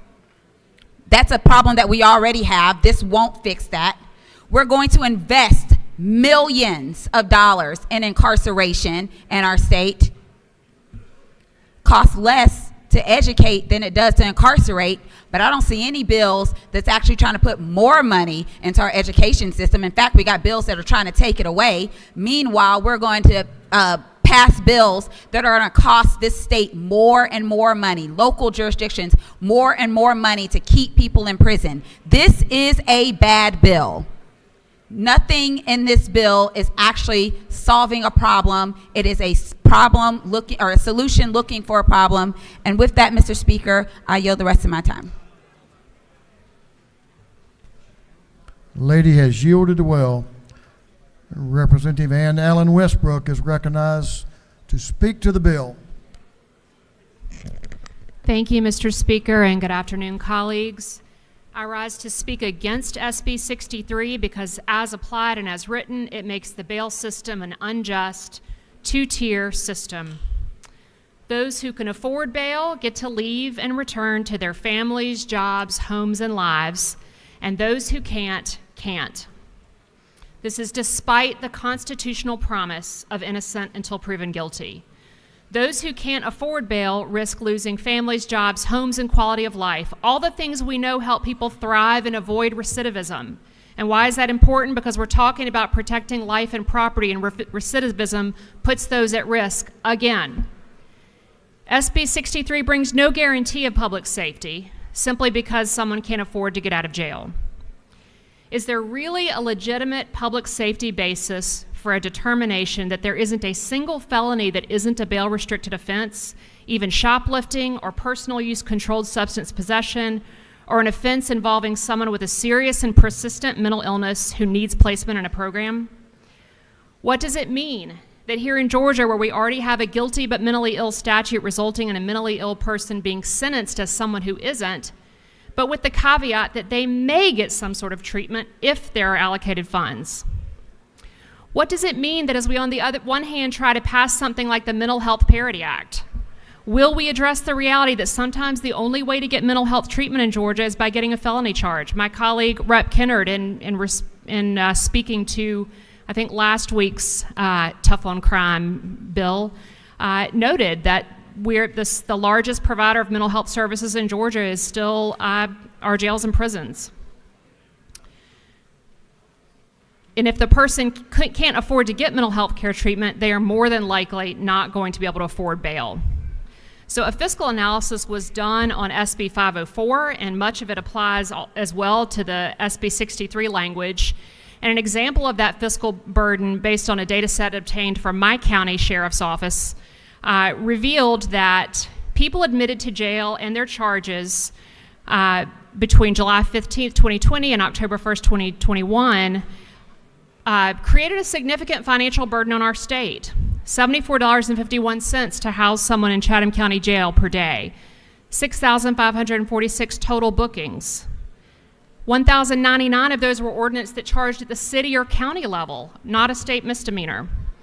5,447 bookings, 83.2% of our jail population then included misdemeanors and felonies. 4,941 of those charges were not considered bail-restricted offenses. So in 3 categories of current nonviolent, non-bail restricted offenses that would become bail restricted under SB 63, they found a cost of, on a typical bond hold in Chatham County of 72 hours, a total burden of $7,392,584. So I want to talk about some of the effects that SB 63 will have. In my county, it's going to exacerbate understaffed jails. In Chatham County, we are so understaffed that the roughly 1,200 detainees we have in our jail are currently on lockdown 23 hours a day. I'll also note that SB 63 does not make it clear how offenses like a fray, aka fighting, are handled. So if a 17-year-old is charged with a fray for fighting in school, this means they get taken to jail and sit there, as opposed to facing school disciplinary measures that were put in place for that specific purpose. Now, I'll note, like my colleague Representative Kendrick, I'm a graduate of the UGA, University of Georgia School of Law, class of 2001. And I'll note that my time in law school, working for the Legal Aid Clinic, was the sum total of my experience in criminal law. I was happy to move on to other areas of the practice when I graduated. But what we all learn, if we learn nothing else about bail, is that there is a specific constitutional purpose for bail, and that is to ensure the presence of the defendant in court. Because innocent until proven guilty is a bedrock constitutional principle. This bill has nothing to do with that constitutional purpose. It is plainly punitive. And it will be unequal justice, as my colleague Rep. Kennard noted. It will disproportionately affect the poor, disproportionately affect Black Georgians, and disproportionately affect mentally ill Georgians. So in closing, I'll just note, I've now been here 40 days, and I'm picking up on a few things. And one thing I'll note is that we think a lot of ourselves in this body. We know better than local judges hearing specific facts of specific cases. We know better than DAs, again, reviewing specific facts of specific cases in specific communities. And we know better than local government, too. I would argue that we could use a dose of humility in this body. Georgia is not New York or California. Georgia is not at risk of becoming New York or California, but we are very much at risk of moving backwards in this state, and SB 63 is just one more step in that process, one more rejection of the bipartisan, excellent legacy of Republican Governor Nathan Deal. It's the wrong direction to move, and I ask you to vote no on SB 63. Thank you, Mr. Speaker. I yield the well. The lady has yielded the well. Representative Roberts, she waves. Representative Al Williams is recognized to speak to the bill.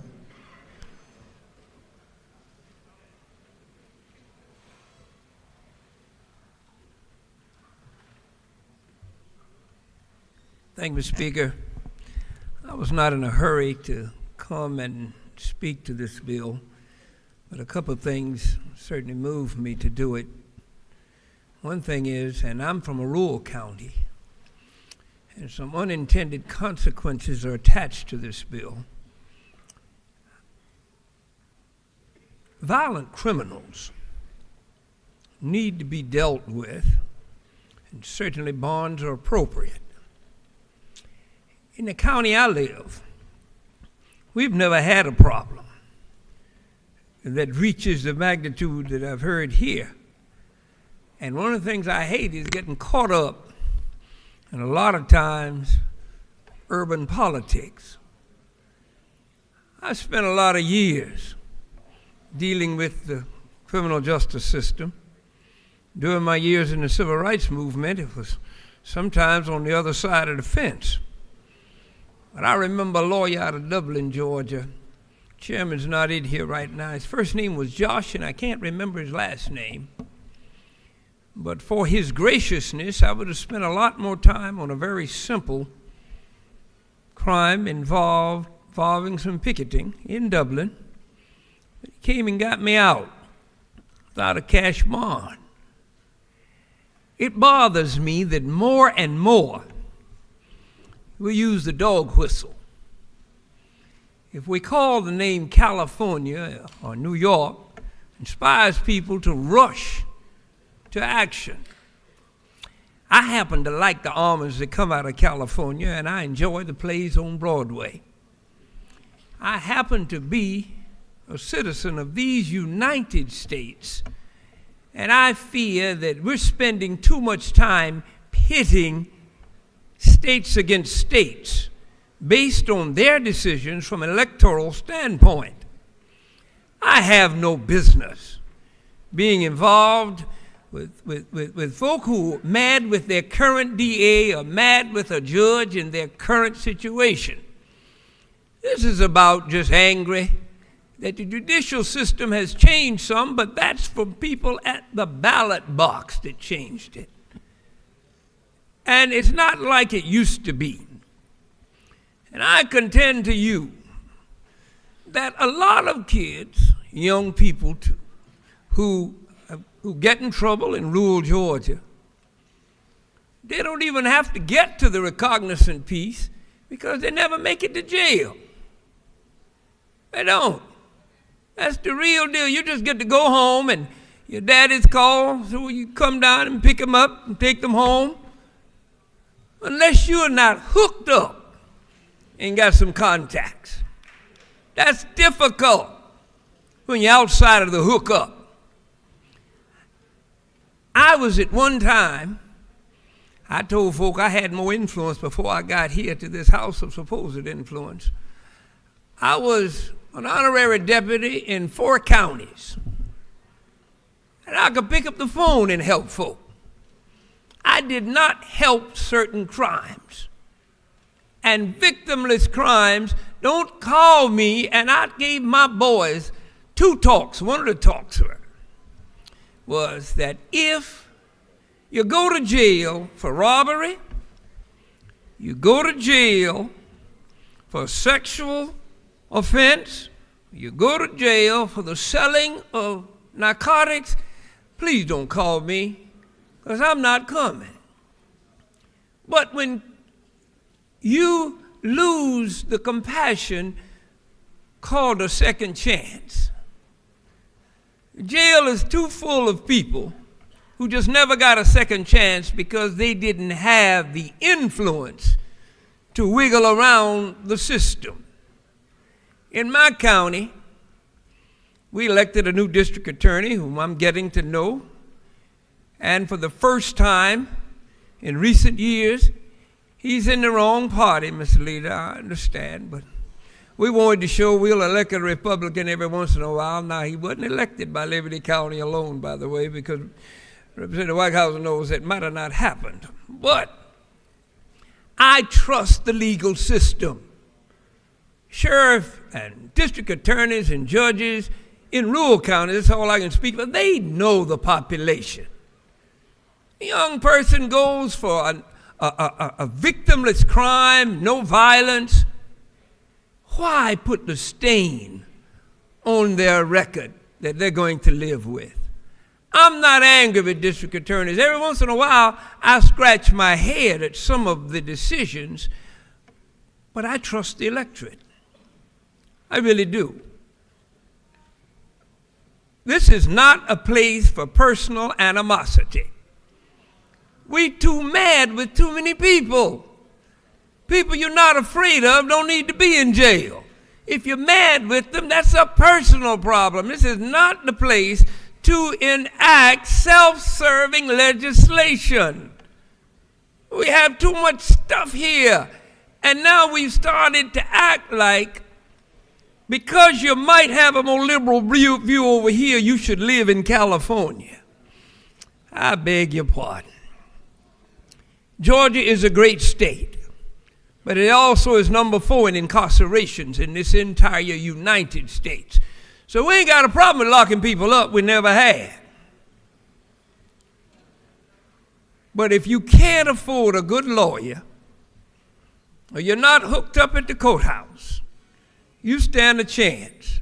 I'm down to 1 minute. I hadn't had that done since I was in a high school play. But anyhow. Actually, you have 45 seconds. See, your clock is wrong, Mr. Whip, so I'm going to listen to the speaker. You take your time. Let's take my time as long as it ain't over 40 seconds. But I implore you, let's get back to the business of setting laws that help everybody and not singling out those who we disagree with. This is not the place.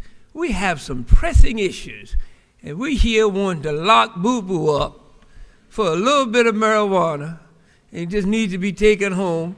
And if Boo-Boo was coming home to me, he wouldn't have to worry about him being back in the system. But let's don't do this, and let's stop all of this division. Thank you, Mr. Speaker. I like this light. You turn it on much too quick.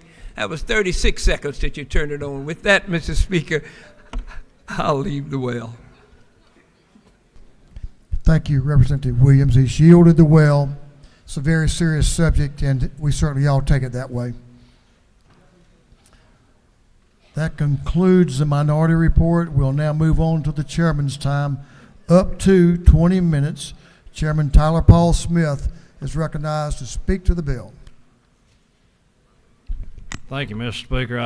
I think that you probably timed this out right to have a Baptist speak right before lunch, so I will not be taking the full 20 minutes. Ladies and gentlemen, I rise in support of Senate Bill 63, and you know, we've had some good arguments on both sides about what the law does and doesn't do. I just mentioned about being Baptist, so let me tell you a little bit about what a Baptist deacon at Corinth Baptist Church said to a young, impressionable man who just happened to be my father. Gave him some of the best advice I'd ever heard in my life. Thankfully, Father passed it down to me. Emery Hoyt Smith told my father that said, "Son, nothing good goes on after 11 o'clock at night." And I think all of us in this room probably found that out to be true, either by experience or seeing a friend of ours experience it. And you know, reflecting on that, it was good advice coming up as a young man, especially even in rural Georgia. You know, there's some folks get away with stuff. There's caught and uncaught. But you know, I was also reminded of what a minister said out in 29 Palms, California, a story that was relayed to me by my father when he was stationed there in the Marine Corps. And these words have also resonated with me. He's told all this group of young Marines that there's a time when you got to walk away from trouble and a time when you got to run away from it. Now, this is not an adjudication of guilt. Nothing in here adjudicates anybody being guilty of a crime. But what all of us need to do is to help our young folks to understand that if you run with dogs, you're going to get fleas. You might not be guilty of it, but you put yourself in these situations, there's a good chance something bad going to happen. You know, what I've heard today is, again, what I alluded to, I believe it was last week, about fallen humanity. And us having to make sure that we react to a fallen and depraved world that we live in. I'm sorry, y'all, that's what it is. And we have to react to it. I thank the good Lord every day that He instituted good government like ours here in the state of Georgia so we can deal with these problems. You know, on looking at this, you look at a lot of it, and there were certain crimes that were pointed out. Notwithstanding whatever you may feel about marijuana, it's still against the laws of this state to have it, smoke it, and sell it. Until this legislature decides to take that off of the books, it's still a crime in the eyes of this state. Don't do it. There are many issues that have been talked about here today. Let me just talk to you about an issue that I did not hear about. I see broken families across this state. I see people that are hard up. In my law practice, I help single mothers, single fathers every day that I'm back home. I'm having to help deal with this. But instead of us talking about this issue or that issue, let's see what we can do as a legislature about getting families back together. Let's have these conversations. A lot of these young folks do not have good parents at home. Some of them do, and they're doing the best they can. They're working 9 to 5 or 6 to 6, 7 to 7, graveyard shift. I get it. But there are some other issues we have not discussed here today that have led us to this point. Let me just tell you something about bond. I appreciate the comments about poor people and rich people. I've been there before. But let me tell you about this. The judge, in their discretion, we're talking about taking away discretion, they do still have discretion under this bill. Under their discretion, somebody with money, the judge can stick it to them on the bond amount. Or, like they're doing here in the metro area, set a bond for a quarter. They can do that. Plain and simple. Nothing in this legislation prohibits them from setting bond, as Chairman Gaines noted, at a penny. Here's the thing. There has to be accountability, as I spoke to you about last week. We've got to make sure that we hold those accountable, hold the young folks accountable for making sure that they're keeping good company. You've got to emphasize that. And so, Mr. Speaker, with that, I'm not going to belabor the point anymore, but I'm going to yield this well and ask this body's favorable consideration on Senate Bill 63. The gentleman has yielded the well. That concludes all of the discussion on the bill. Is there any objection to withdrawing the committee's substitute? Chair hears none. The committee's substitute is withdrawn. Is there any objection to adopting the substitute offered by the Committee on Rules? Chair hears none. The Rules Committee substitute is adopted. Is there any objection to agreeing to the report of the committee, which was favorable to the passage of the bill? Chair hears none. The report of the committee is agreed to. Shall this bill now pass?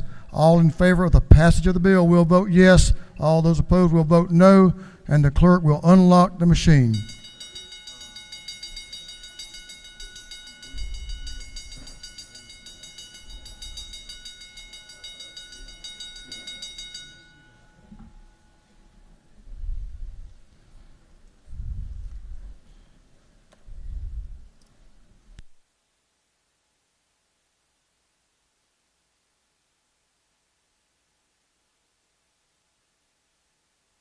For what purpose does Representative Mary Frances Williams rise? Parliamentary question. State your inquiry. Mr. Speaker, is it not true that it is unfortunate that given the seriousness of this issue and the complexity of this legislation, that at no time were members of this body allowed to ask questions of the author or other folks? I respect the opinion lady states, but we did thoroughly debate the issue. Further inquiry? State your inquiry. Is it not true that the questions that I wanted to ask related to specific charges that have been added? One of them was possession of marijuana, which has been spoken of a lot during debate. But one that has not been addressed is the one of unlawful assembly. Is it not true that often unlawful assembly is interpreted very different according to the law enforcement on the scene?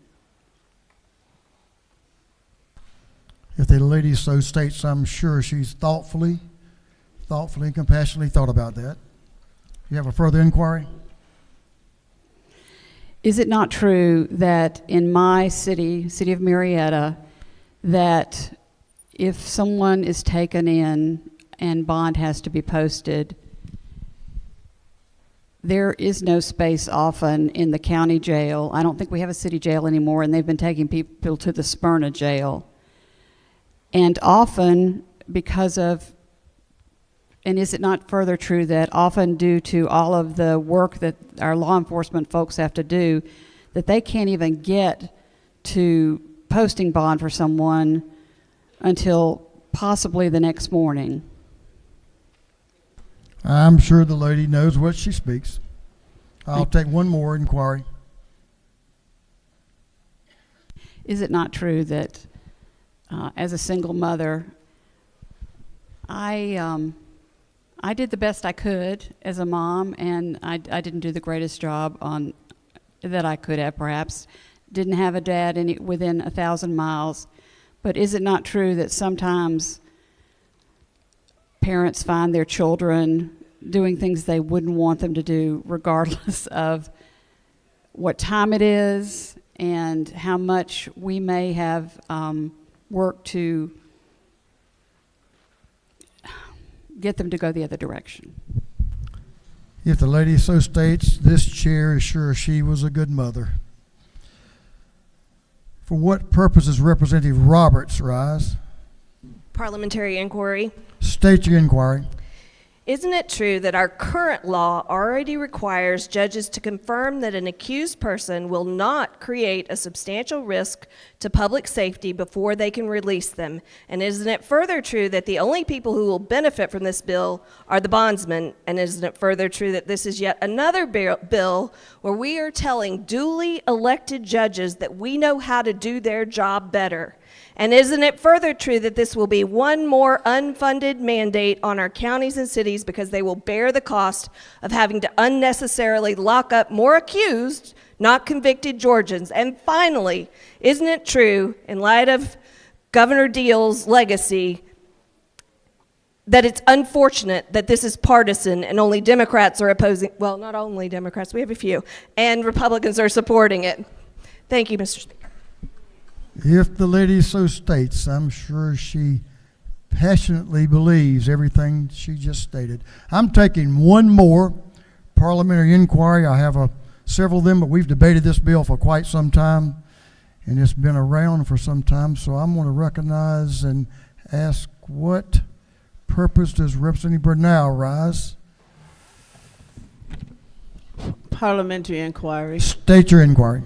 Is it not true, Mr. Speaker, that a lot of those children who have money come into the neighborhoods where other children who don't have a lot of money and can't afford an attorney, and that's where they come and purchase their drugs? Is it not true?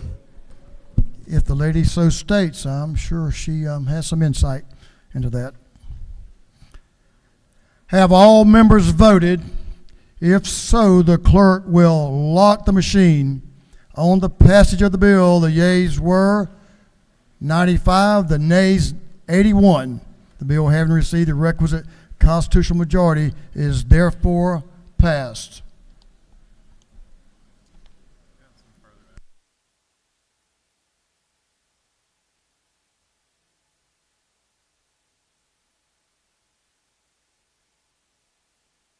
For what purpose does Representative Park Cannon rise? To make a motion, State your motion. I move that this body reconsider its action on that most recent measure. Now is the time for the lady to pursue the motion if she so desires. Does the lady move? I do. On the lady's motion that the House reconsider this action and giving SB 63 the requisite majority. The time to vote this is right now, within the last 3 days. All those in favor of reconsideration will vote yes. All those opposed will vote no, and the clerk will unlock the machines.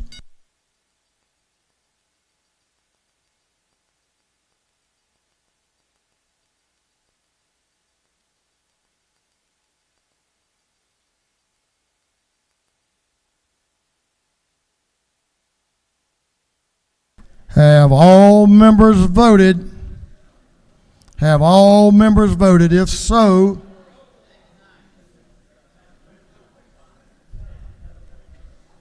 the clerk will lock the machine. On the lady's motion, the yeas are 76, the nays are 100. The motion is lost and the House has failed. Reconsider this action. SB 63 has passed.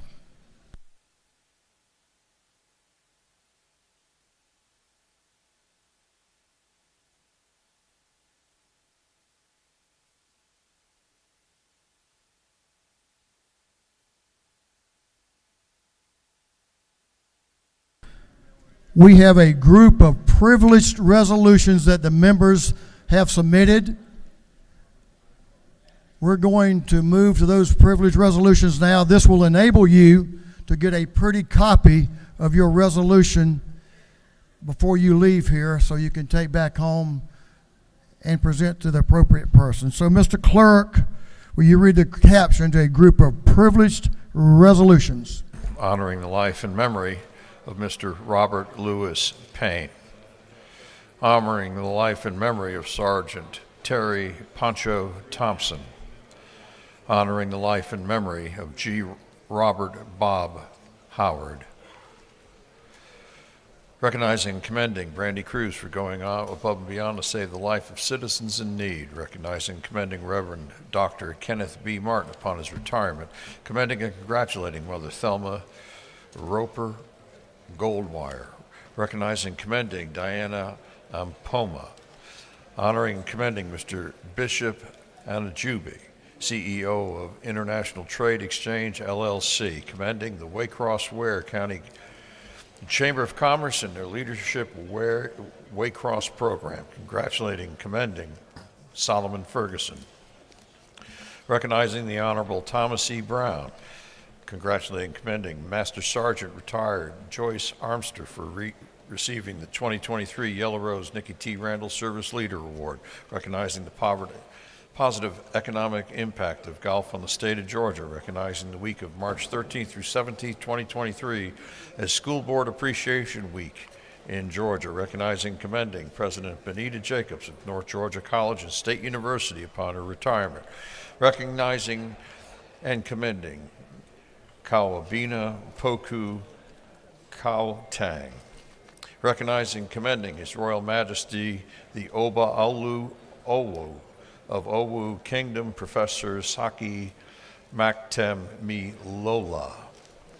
Congratulating and honoring Hart County Chapter 2026 of AARP Incorporated. Commending Dr. Fred Mays. Congratulating the University of Georgia School of Law, LLM students. Recognizing and commending Colonel retired Ron Rose. Recognizing the third annual Yoruba Cultural Day celebration in Georgia on May 15th, 16th, 2023. Recognizing and commending First Sergeant retired Franklin Brown. Recognizing Dr. Mary Eleanor Wickersham. Commending Jack Robinson, Model High School's 2023 Star Student. Recognizing and commending the 2023 Heart of the Community Award recipient, Melissa Phillips. Commending Helene Akrei, Coosa High School's 2023 Star Student. Commending Tanish Patel, Tryon High School's 2023 Star Student. Commending Jeremy Villatoro, Chattooga High School's 2023 Star Student. Recognizing April 24 through 23, 2023 as Quality Rated Week in Georgia, and for other purposes. That completes the reading of the privileged resolutions.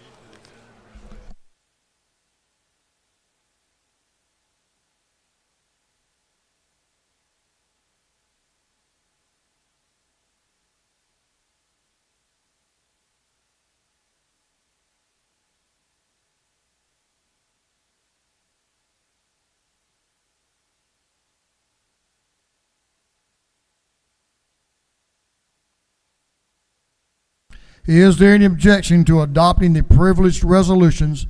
Chair hears none, and the resolutions are adopted. Thank you, members.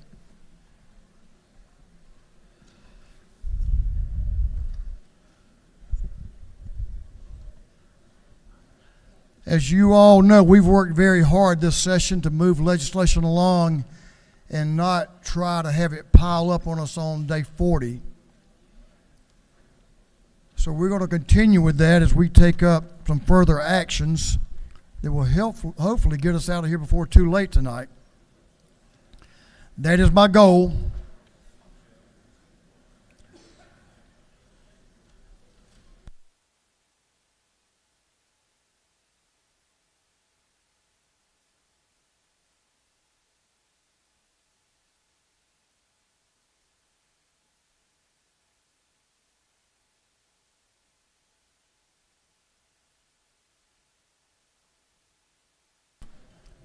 Chairman Newton is recognized for a motion.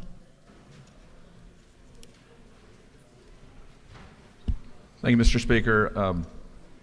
I move that the House agree to the Senate substitute as amended by the House on House Bill 230. Chairman Newton moves that the House agree to the Senate substitute to House Bill 230 as amended by the House. Mr. Clerk, will you read the caption? House Bill 230 by Representative Newton of the 127th and others to be titled an act to amend Chapter 8 of Title 48 of the Official Code of Georgia Annotated relating to sales and use taxes so as to provide for a qualified consolidated government special purpose local option sales tax. Chairman Newton is recognized to explain the Senate substitute and the House amendment. Thank you, Mr. Speaker. House Bill 230, this body passed with 165 votes, and it is allowing on our border county over in Augusta-Richmond County to build a regionally significant arena. A lot of the benefit goes across the river into South Carolina. This House Bill 230 allowed a half-penny sales tax because they do a lot of the shopping over in Georgia. It allows that a burden or benefit to be paid for partially by people out of state that will benefit from the arena. So we passed that with 165 votes. The Senate did add a cap on it for the cost of the project. What our amendment allows for, though, in the House is to make sure that we, in the bond, that we can have the interest that would be on that project as well covered. So our amendment just clarifies that the Senate's cap on the project will include the interest when the bond is issued.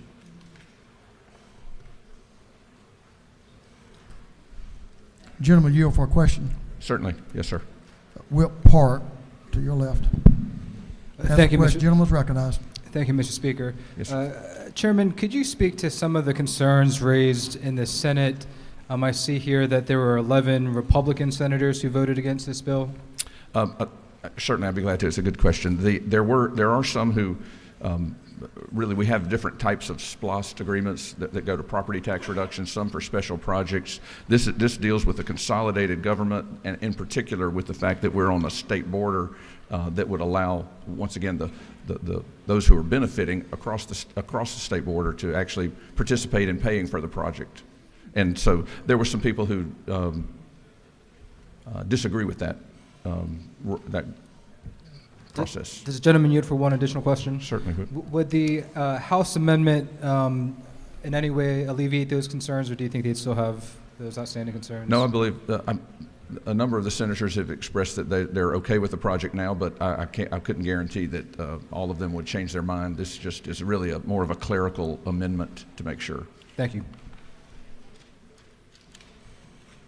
Mr. Speaker, with that, no further questions. Thank you, sir. I appreciate your support on House Bill 230. Is there any objection to the adoption of the House amendment? Chair hears none, and the House amendment is adopted. On the gentleman's motion that the House agree to the Senate substitute to House Bill 230 as amended by the House, all those in favor will vote yes. Those opposed will vote no, and the clerk will unlock the machine.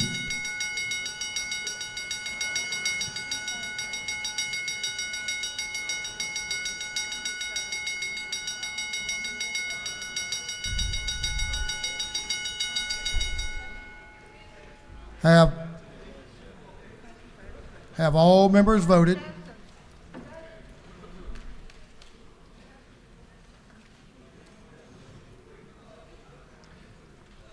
All members voted. If so, the clerk will lock the machine. On the gentleman's motion The yeas are 166 and the nays are 6. And the House has agreed to the Senate substitute to House Bill 230 as amended by the House.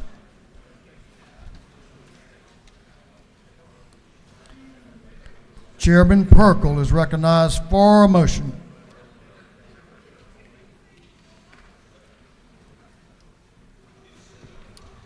Thank you, Mr. Speaker. I move that we agree to the Senate substitute to H.R. 256 as amended by this House. Chairman Perkle moves that the House agree to the Senate substitute to House Resolution 256 as amended by the House. Mr. Clerk, will you read the caption? House Resolution 256 by Representative Perkle of the 169th and House of the 170th. A resolution honoring the life of Miss Sophia Ruth Fisher and dedicating an interchange in her memory. Ladies and gentlemen, this is our road dedication. So I think our posture is that we honor this resolution by all standing. Chair recognizes Chairman Perkle to explain the Senate substitute and the House amendment. Gentleman is recognized. Thank you, Mr. Speaker. In addition to the 8 dedications previously passed by this House, the Senate added 7 dedications, sent it back for our actions. This amendment, we're attaching 16 additional dedications and 1 location change to the Senate substitute, and I'll go through those now, if you would listen. H.R. 349, dedicating a bridge in DeKalb County as the Thomas E. Brown Bridge. Mr. Brown was a dedicated DeKalb County public servant, having been Public Safety Director, Fire Chief, and eventually Sheriff of DeKalb County. H.R. 385, dedicating a portion of highway in Toombs County as R.T. Stanley Jr. Highway. Mr. Stanley was among the core group of onion growers who fought to attain legal status of the sweet Vidalia onion. H.R. 386, dedicating the interchange in Butts County as a Congressman Mac Collins Memorial Interchange. Congressman Collins dedicated himself to service of his community and state, having served as a county commissioner, a state senator, and U.S. representative. H.R. 399, dedicating a portion of highway in Henry County as the Officer Paramons Desai Memorial Highway. Officer Desai led an exceptional career in public safety until he was killed in the line of duty while responding to a domestic violence call.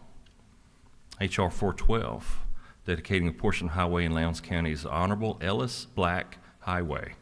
Mr. Black served the citizens of this state for over 20 years in the General Assembly as a member of both the House and the Senate. H.R. 414, dedicating a portion of highway in Brantley County as a Caleb Driggers Highway.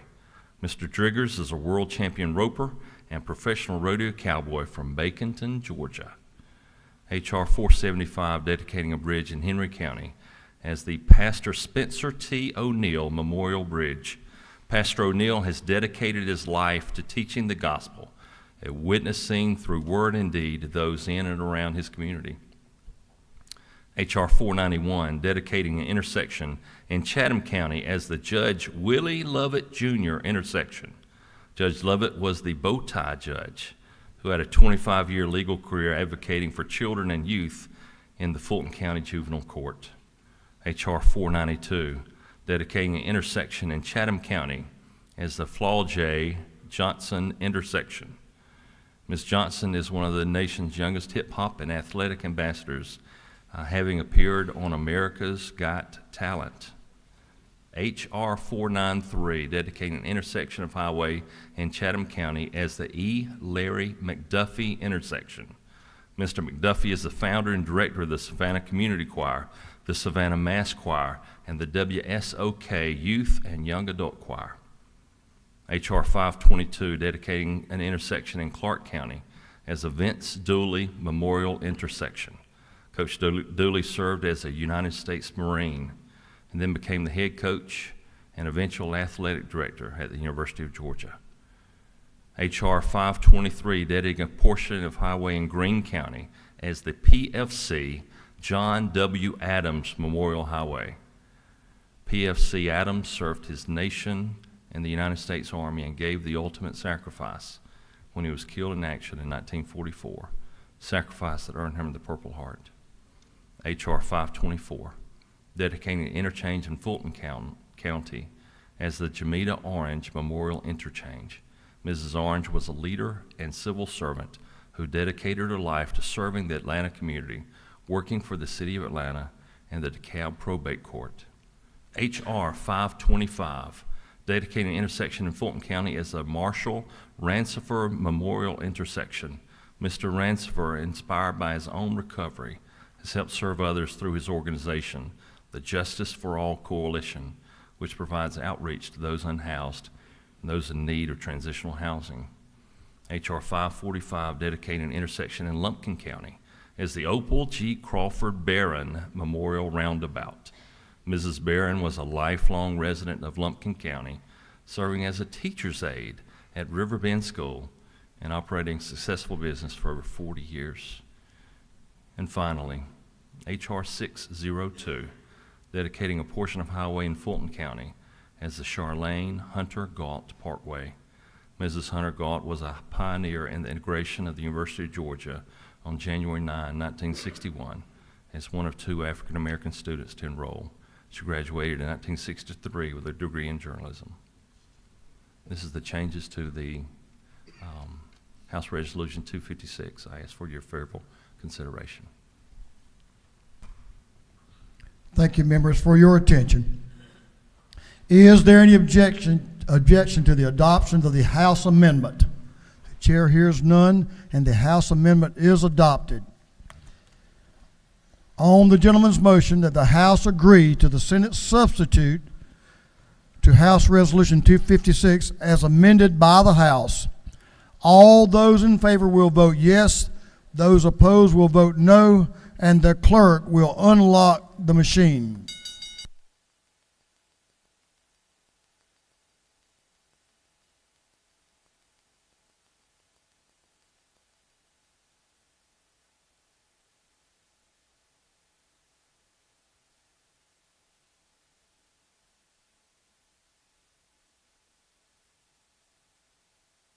Have all members voted?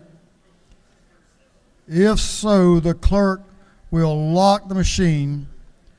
On the gentleman's motion, the yeas are 175, the nays are 0, and the House has agreed to the Senate substitute to House Resolution 256 as amended by the House.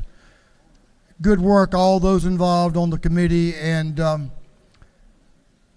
it's wonderful to acknowledge the service to our state and to mankind by these road namings. Thank you, members.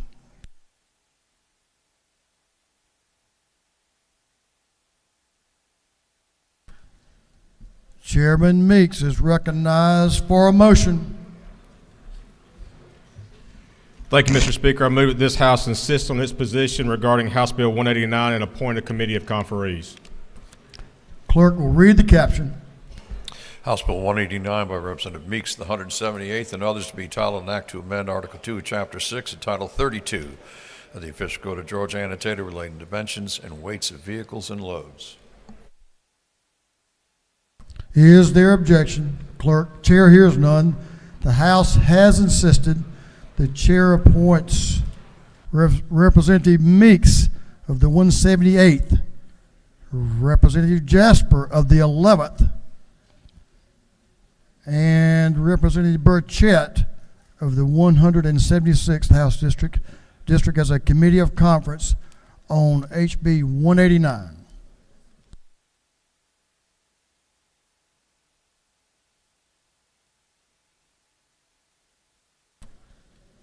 We've completed further actions. We have a couple of announcements before we break for lunch and some other important opportunities that we will have today. Chairman Corbett. Chairman Corbett. Does this have anything to do with food? It absolutely does. Let's hear about it. Well, good afternoon, colleagues. The Rural Caucus will be meeting upon adjournment. The menu for today: crusted pork medallion, smothered chicken, mac and cheese, yams, green beans, carrot, butter, and chocolate cake, sweet tea, iced tea, and lemonade. Y'all come join us, please. I know where I'm going. I'll be there. Vice Chair Representative Karen Bennett's recognized for an announcement.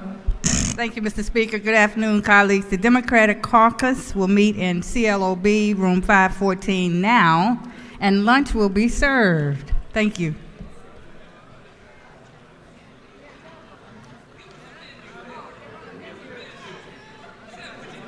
How could I forget the rules, Chairman? No way.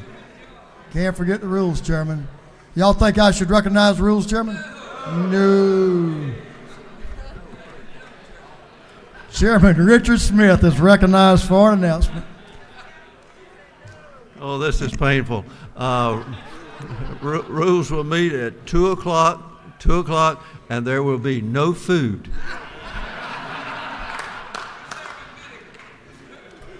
I know where I'm not going. Okay, here's our posture. This House will stand in recess until 2:15 p.m. Rules will meet at 2 p.m. This House stands in recess.